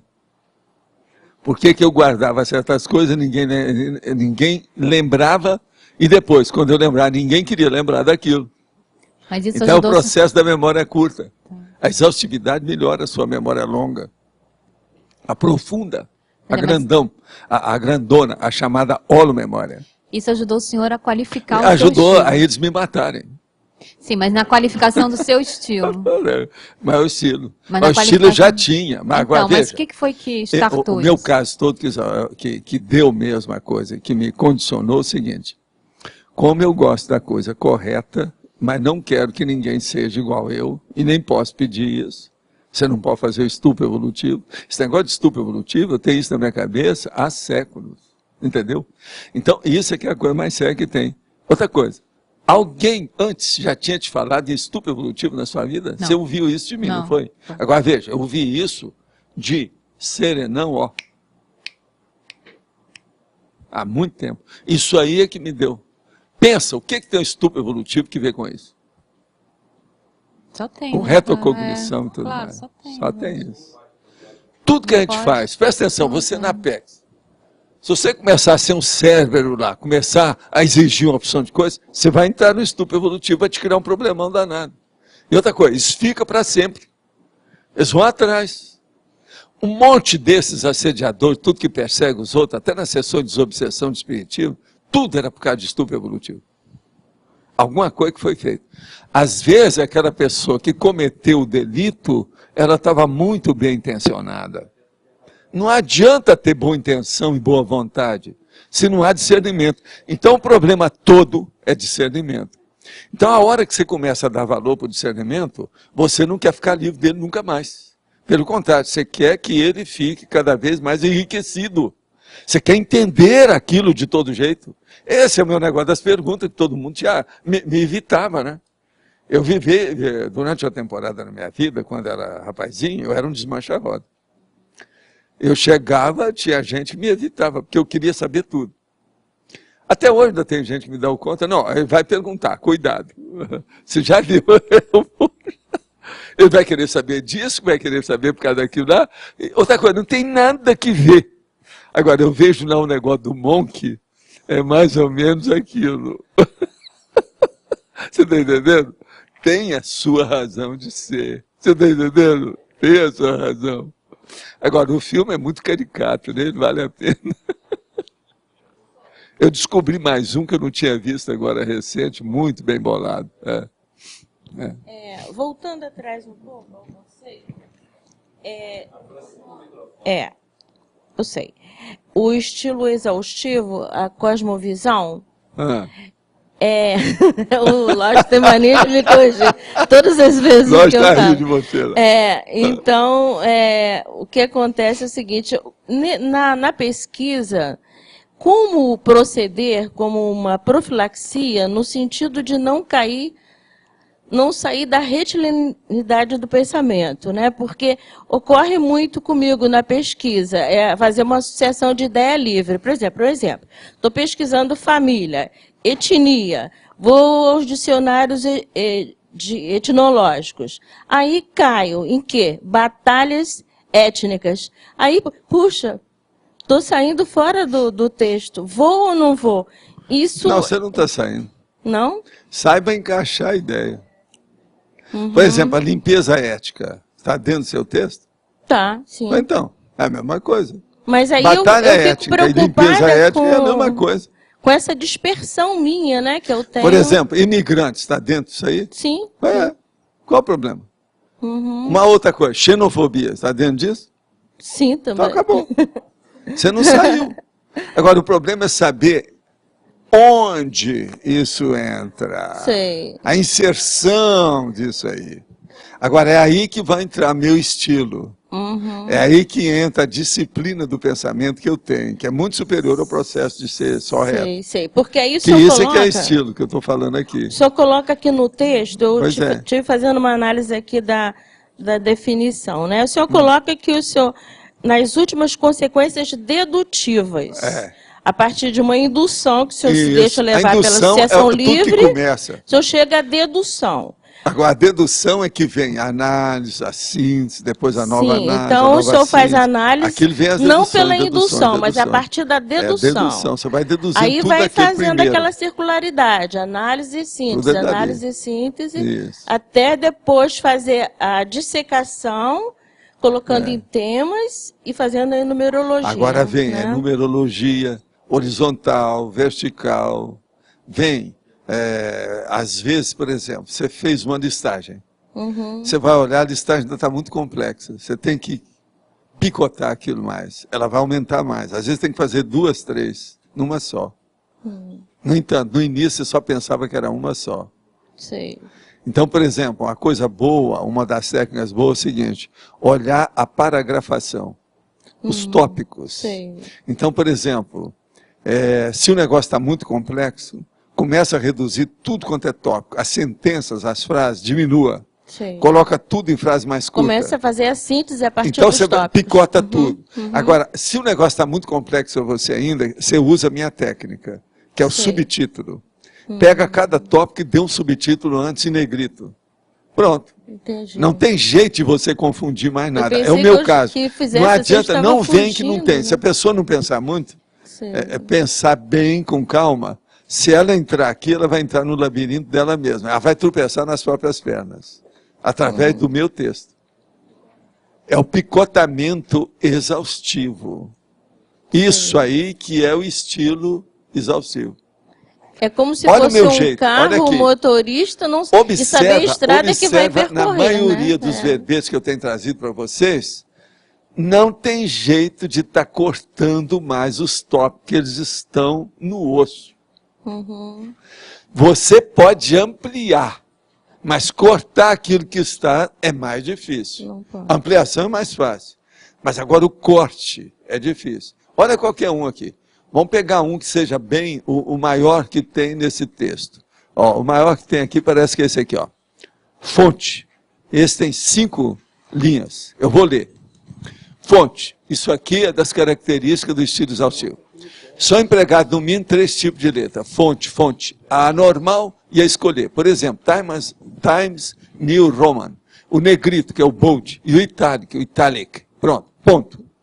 Este, ó, acabou, é outra linha.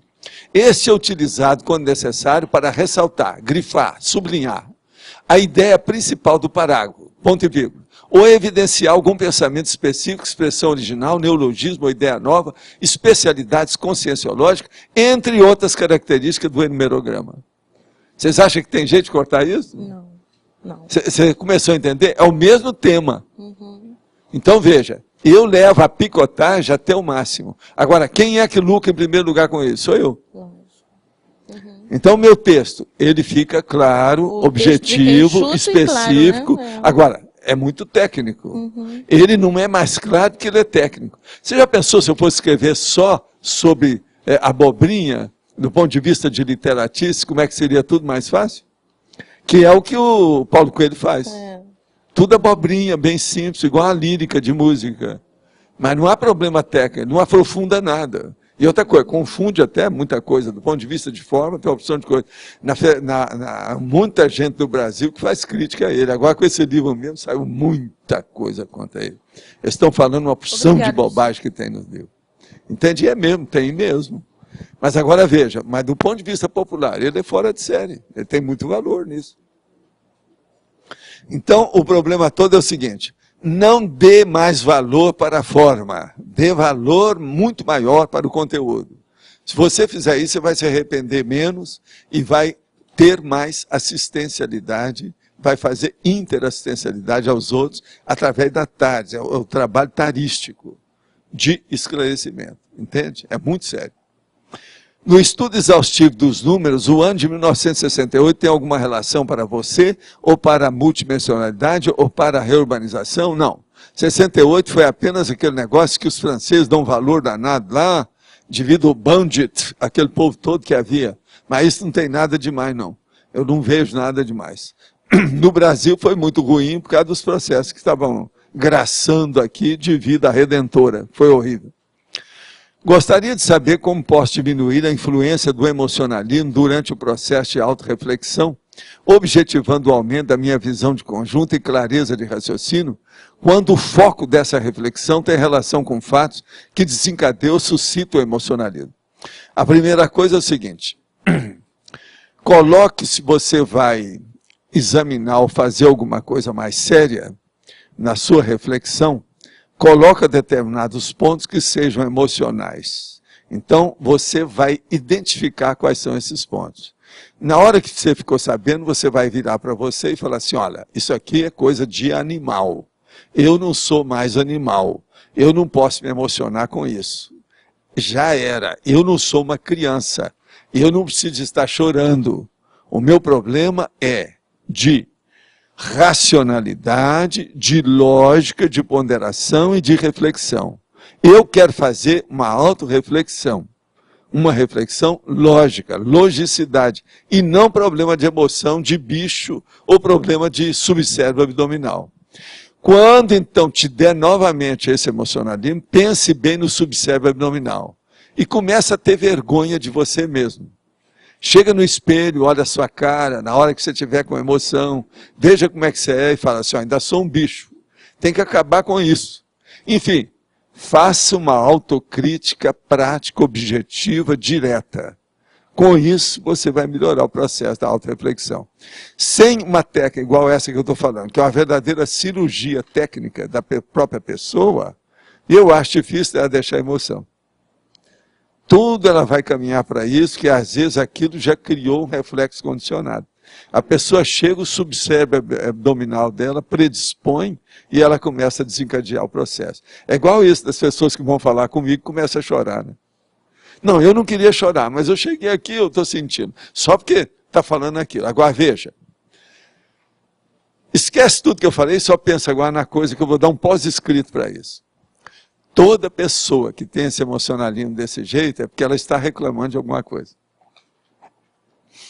Agora, como é que vocês vão entender isso? Vê se me entendem.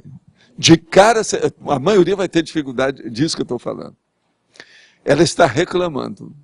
É alguma coisa que passou por cima dela, é algum carro que atropelou, é o rolo compressor que passou por cima dela, e aquilo ficou só a parte da emoção.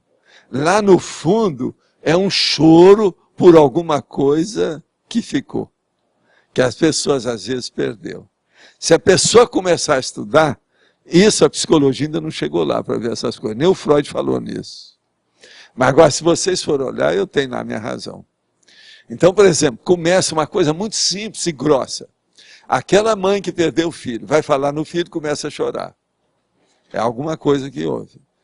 Enfim, falando francamente, a maioria disso, 99%, tudo é egoísmo total da pessoa. Então, todo choro básico, com a pessoa que quer fazer autorreflexão, e ela começa a ter emoção, é egoísmo. Tem algum egoísmo atrás disso. Agora, em tese, falar isso é uma coisa mais do que lógica, porque todo erro nosso, basicamente, é egóico.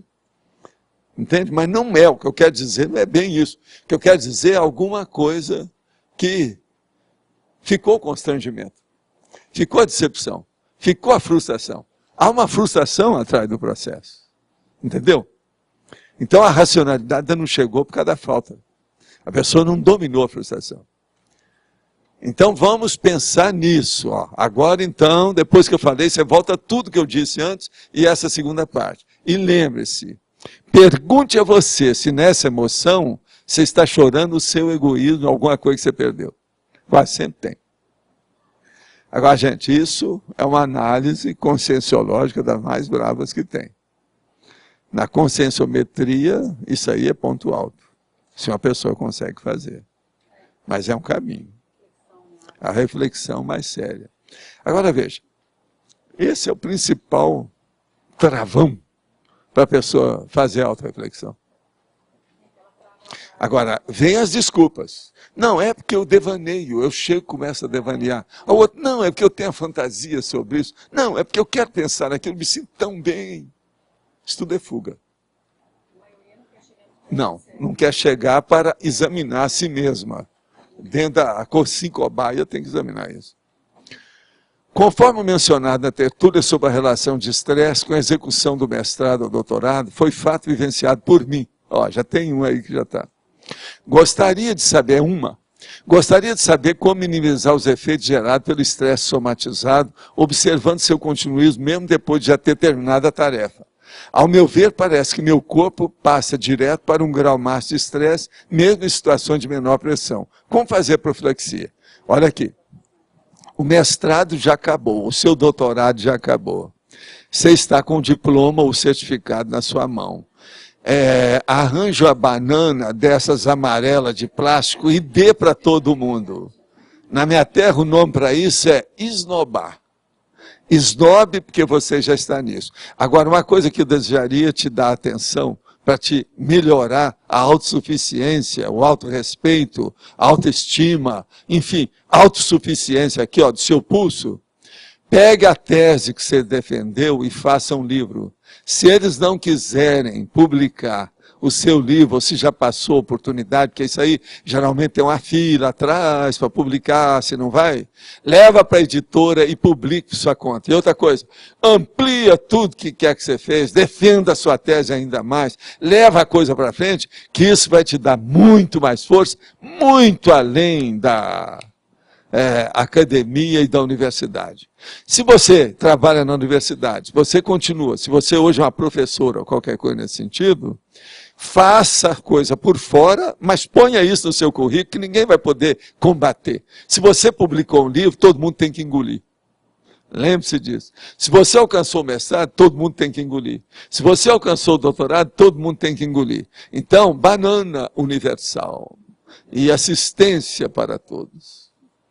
A multidimensionalidade será o quarto poder da politicologia, psicologia, biologia, historiografia. E como será o implemento dos bancos, nos bancos acadêmicos?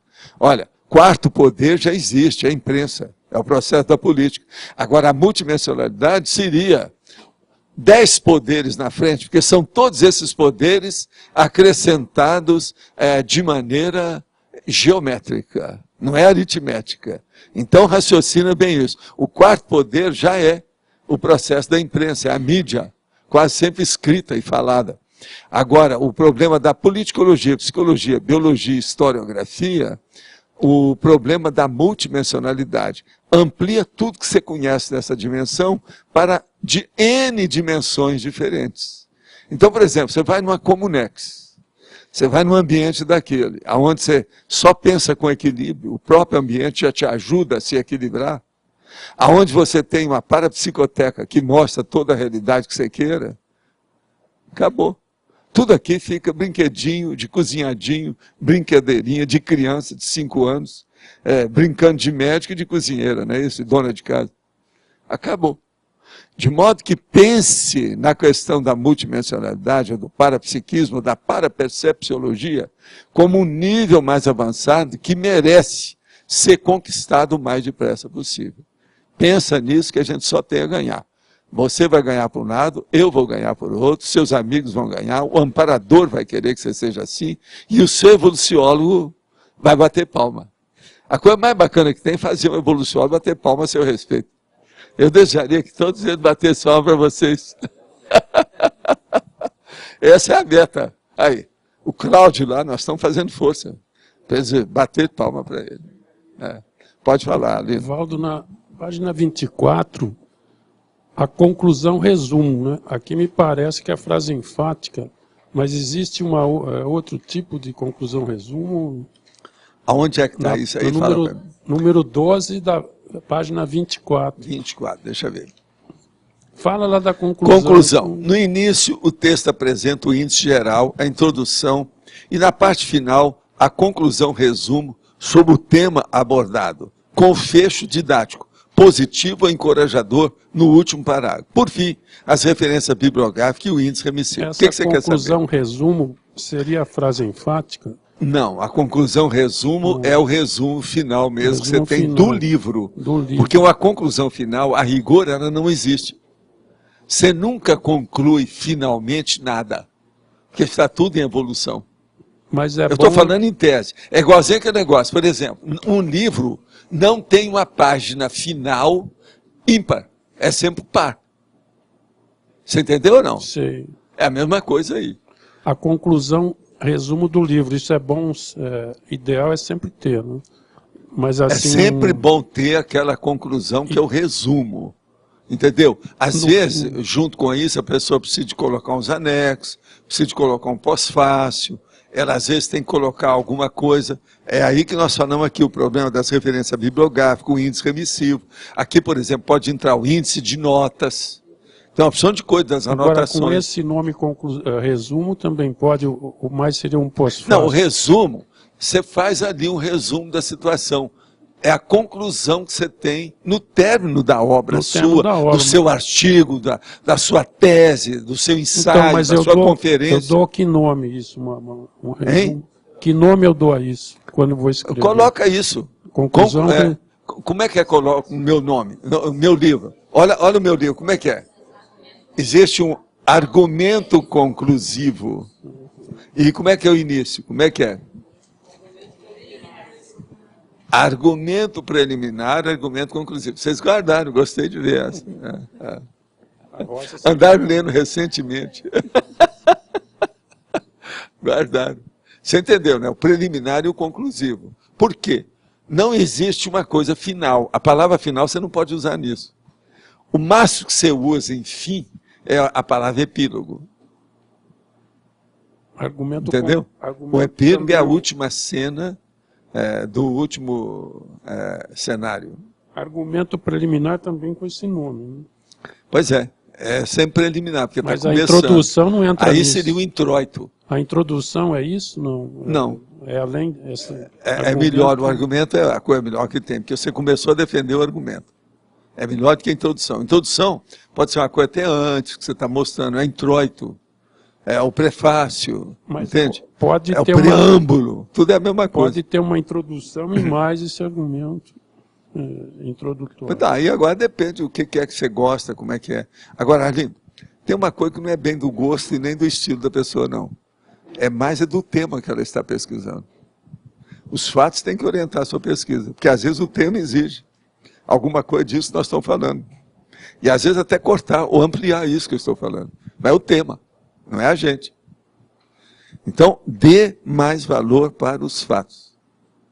Outra coisa, todo mundo está escrevendo livro aqui. Tem que ser baseado em fatos.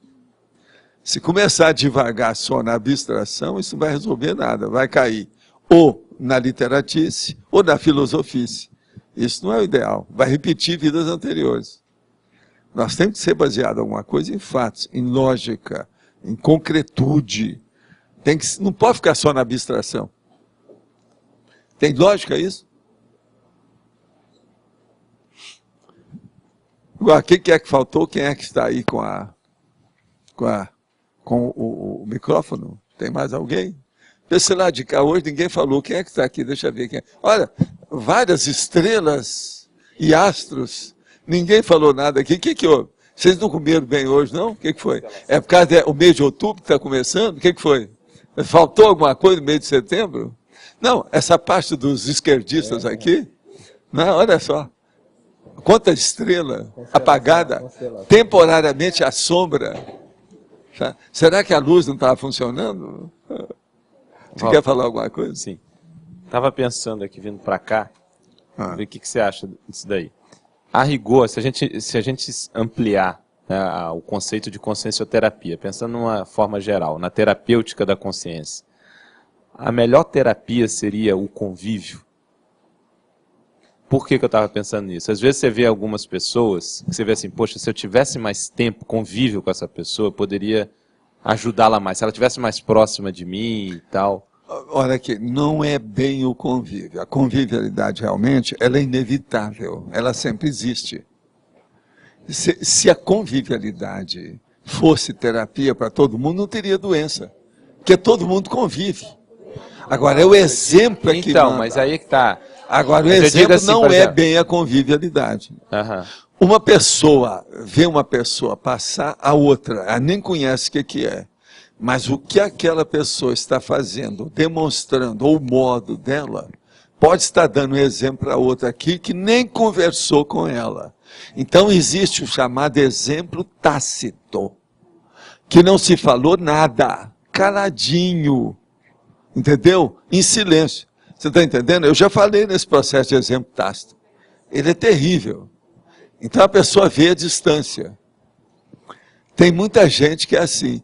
Eu já tive com uma pessoa que era uma velhinha, que uma vez me abordou em Ipanema. Falei assim, olha, eu queria me apresentar para o senhor. Isso eu estava no Jardim Nossa Senhora da Paz lá. Eu queria me apresentar para o senhor. Eu sou fulana de tal. Eu moro ali naquele edifício. Agora, ó, esses últimos anos, eu lembro do senhor aqui. Eu lembro do senhor até com aquele professor que o senhor teve umas aulas de inglês, depois ele foi embora para a Suíça, que era aqui em cima do cinema da praça. Eu lembro porque eu fui aluna dele. Agora eu vi quando o senhor estava estudando aquele negócio, inglês lá com o nosso amigo, o suíço. E eu vi algumas conversas na hora que eu cheguei para a aula com o senhor. Depois disso, eu tenho acompanhado o senhor. De vez em quando eu vejo na rua. Hoje eu sei onde é que o senhor mora, sei o que o senhor faz, vejo essas coisas todas. Velhinha. Agora, o que é que se passa? Eu até cheguei a comprar uns livros que o senhor já publicou. Agora, veja, o senhor me deu uns exemplos. Agora, por incrível que pareça, não teve nada a ver com seus livros. Foi na sua aula de inglês. Lá com o nosso amigo. Que existia um cara que era suíço, eu já falei nesse sujeito, eu nunca pude esquecer, ele era uma senhora personalidade, um loirão, que era casado com uma brasileira, e gostava demais das músicas da Suíça, e de vez em quando ele me levava lá no fundo, fora da aula dele, a aula era bacana, tudo, na Praça Nossa Senhora da Paz, tá? Tinha até ministro na ocasião, que tinha aula de inglês com ele, antes de fazer a viagem, ia lá, e ele melhorava. Agora, com esse camarada, de vez em quando, ele me levava lá no fundo só para ouvir as músicas folclóricas da Suíça, que ele não esquecia aquilo de jeito nenhum. Eu falava com ele, você vai acabar voltando para a Suíça, que você está arraigado a penates. Você está preso a sua... E acabou realmente. Meses depois, ele fechou aquilo, eu não sei para onde ele foi, nunca mais eu vi. Agora, então, veja bem, essa senhora, o meu exemplo de alguma coisa, através dos anos em Ipanema, fez alguma mudança na vida dela. Então, quando ela encontrou, e ela perguntou os livros que ela tinha lido, ela já tinha lido uns 3. Eu falei assim, está faltando alguns, depois eu arranjo para a senhora. Ela foi lá em casa e eu dei os livros para ela. Você está entendendo? Outros. Agora veja, eu não falei nada, nunca conversei, nunca dei um bom dia para ela. Não é estranho isso aí? Então veja, isso aí é o exemplo tácito, silencioso. Agora veja, esse exemplo a gente está dando para um monte de gente que nunca tocou aqui, ó, para ninguém está sabendo para quem. Isso vai dar repercussão extrafísica com o tempo. Então a gente viver, a convivialidade sempre tem. Mas veja, nessa convivialidade, o mais importante é o exemplo.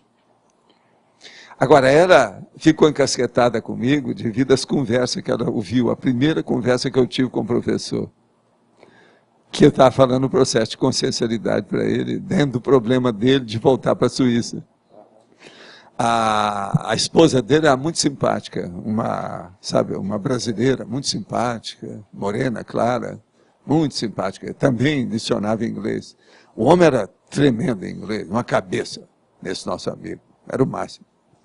E essa senhora não esqueceu nunca o professor e eu, na questão de aluno. Eu lembro na ocasião o que me chamou para ir lá, porque você sabe, o meu apartamento era alguns quarteirões perto. Mas eu nunca tinha dado valor para aquilo, mas eu queria aperfeiçoar os processos de inglês, de tradução que eu estava fazendo. O que eu fui lá não era bem para estudar inglês, mas era para estudar um processo de tradução junto com ele, que eu queria ver a opinião dele, porque eu sabia que ele era suíço. Você está entendendo? Agora, em cima do cinema lá, da Nossa Senhora da Paz, ele pegou o primeiro andar e tinha o nome enorme lá do curso de inglês. Agora, eu fui lá porque tinha uma pessoa que era do governo, que saiu a notícia que estava tendo aula com esse professor. Eu falei assim, ó, esse aí deve ter o que eu quero. E realmente o homem era uma cabeça. Ele era jovem, mas poliglota, alto nível, ele gostava muito de ver o processo da pronúncia, sabe, direitinho, a cadência do processo da língua, escrevia muito bem os processos, inclusive em inglês. Agora, apaixonado, o hobby dele era o negócio da música, que ele não podia esquecer a música folclórica da Suíça. Quer dizer, é o country suíço, entende como é que é? eu pensei nisso porque, às vezes, você também já comentou isso, né? Você vê aquela pessoa que você fala, poxa, se aquela pessoa convivesse um pouco mais comigo, eu poderia ajudá-la mais. Eu sei. Né? Às vezes a gente vê bem isso, né? Que você não tem aquela oportunidade de ter sei, tanto mas agora contato. aí é o problema do destino, né? Destino, a destinação, né? É A sua posição dentro do quadro geral, a sua posição dentro do cenário. Isso aí é difícil. Eu vejo isso com alguns alunos. Eu fico, às vezes, olhando alguns alunos. Não, alunos tem muito. Você vê assim, poxa, se a gente tivesse mais Agora, contato... onde isso é pior é no exterior. No exterior é uma coisa terrível. Não, eu lembro que você fala que às vezes... Eu estou falando aqui, amanhã eu vou embora, nunca mais vou voltar aqui. Eu sei que você já falou que às vezes você tem que falar assim um negócio já de supetão mesmo, porque você não vai ter mais contato. Por isso que eu entrava em tudo quanto é detalhe. Falei assim, porque é só hoje. Amanhã não tem mais. Entendeu como é que é? Então isso é terrível. É interessante. Professor, Sim. aqui Lá, Valdo. é uma contribuição com o tema. Também eu acho que a disponibilidade, nós nos disponibilizarmos mais para esse nível de assistência, considerando até o que o senhor colocou ontem, de não sermos seletivos, de escolher, não, essa TACOM eu não vou fazer, porque às vezes tudo começa numa TACOM, apertivo consciencial. não é verdade? A pessoa precisa de um colo naquele momento, depois vem o discernimento. Esse é que é o caminho. Agora, uma última pergunta. Estou fazendo uma força séria para realizar uma reciclagem interna e externa de minha consciência. Já fiz uma síntese da coisa que achei mais importante no conscienciograma, nos 100 testes da conscienciometria, no temas de conscienciologia, nas 200 teatros de conscienciologia e algumas partes de 700 experimentos e de alguns verbetes. Bom, não soltou nada. O que o senhor sugere para não me perder no meio de tanta ideia e no fim conseguir fazer completo num postulado pessoal de determinação para a nova vida? A melhor coisa é você ser cobaia, o mais depressa possível, num curso desses que estão sendo feitos. Porque assim você já vai direto aos finalmente. Veja quem é e manda para ele aí algum dado sobre o cobaia, que ele está no ponto exatinho, está pronto para isso. Agora, gente, eu quero dizer que domingo é variante gramatical. E hoje nós temos 19 temas para selecionar. Está aqui. Eu respondi aqui pela minha relação 21 perguntas de fora as daqui. Então fica para amanhã, tá certo? Agora eu quero saber, tem quantos aí que fizeram... Foram 23 votações estão online. Participando na eleição, não é isso? E quantas pessoas apareceram aqui hoje? Porque hoje não tem tanta gente. Hein? 45 assinaram o livro. Então tá. Depois da votação vai ter o anúncio da Conscius e da Mega Story e depois a PEX.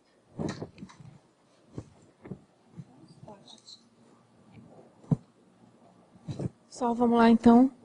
Antagonismo, antagonismo conscienciológico, antagonismologia, banco de olhos, conceito de conscienciologia, cronologia da projeciologia, falácia, fenômeno projetivo ambivalente, interassedialidade, síntese da conscienciologia, antimodelo, banco da salvação, banco de esperma, banco de leite humano, estatística motivadora, interesse transempresarial, presumibilidade, princípio coloquial e técnica da cesta.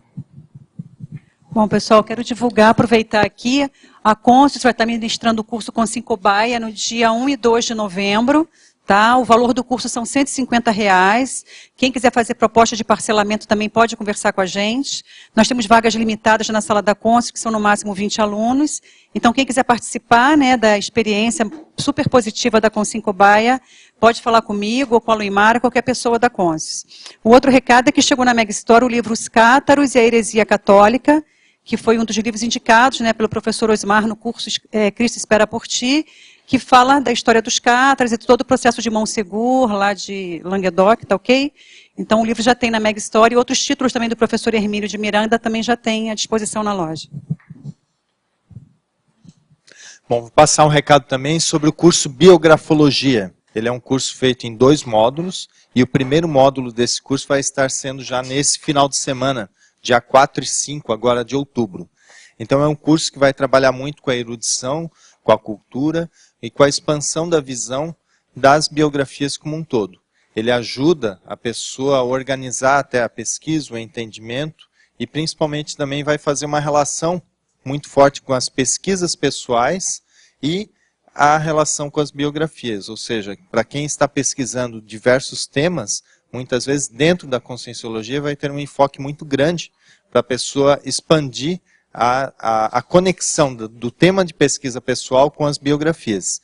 Entre as biografias que vão ser apresentadas também no curso, além de metodologias que vão ser explicadas, vai ser apresentado o Emanuel Swedenborg, o Nicolau Maquiavel, Pitágoras, Ayaan Hirsch Ali, o Santos Dumont, Eurípides Barçanufo, e vão ter aulas também sobre parasociologia, parahistória, e debates, vídeos e outras atividades. Então, quem quiser mais informação, pode estar procurando qualquer voluntário da Apex, e nós estamos fazendo também inscrição agora aqui em cima. Obrigado. Então, o verbete vencedor foi interassedialidade, com 14 votos. Obrigada e boa tarde. Foi o mais votado também no online.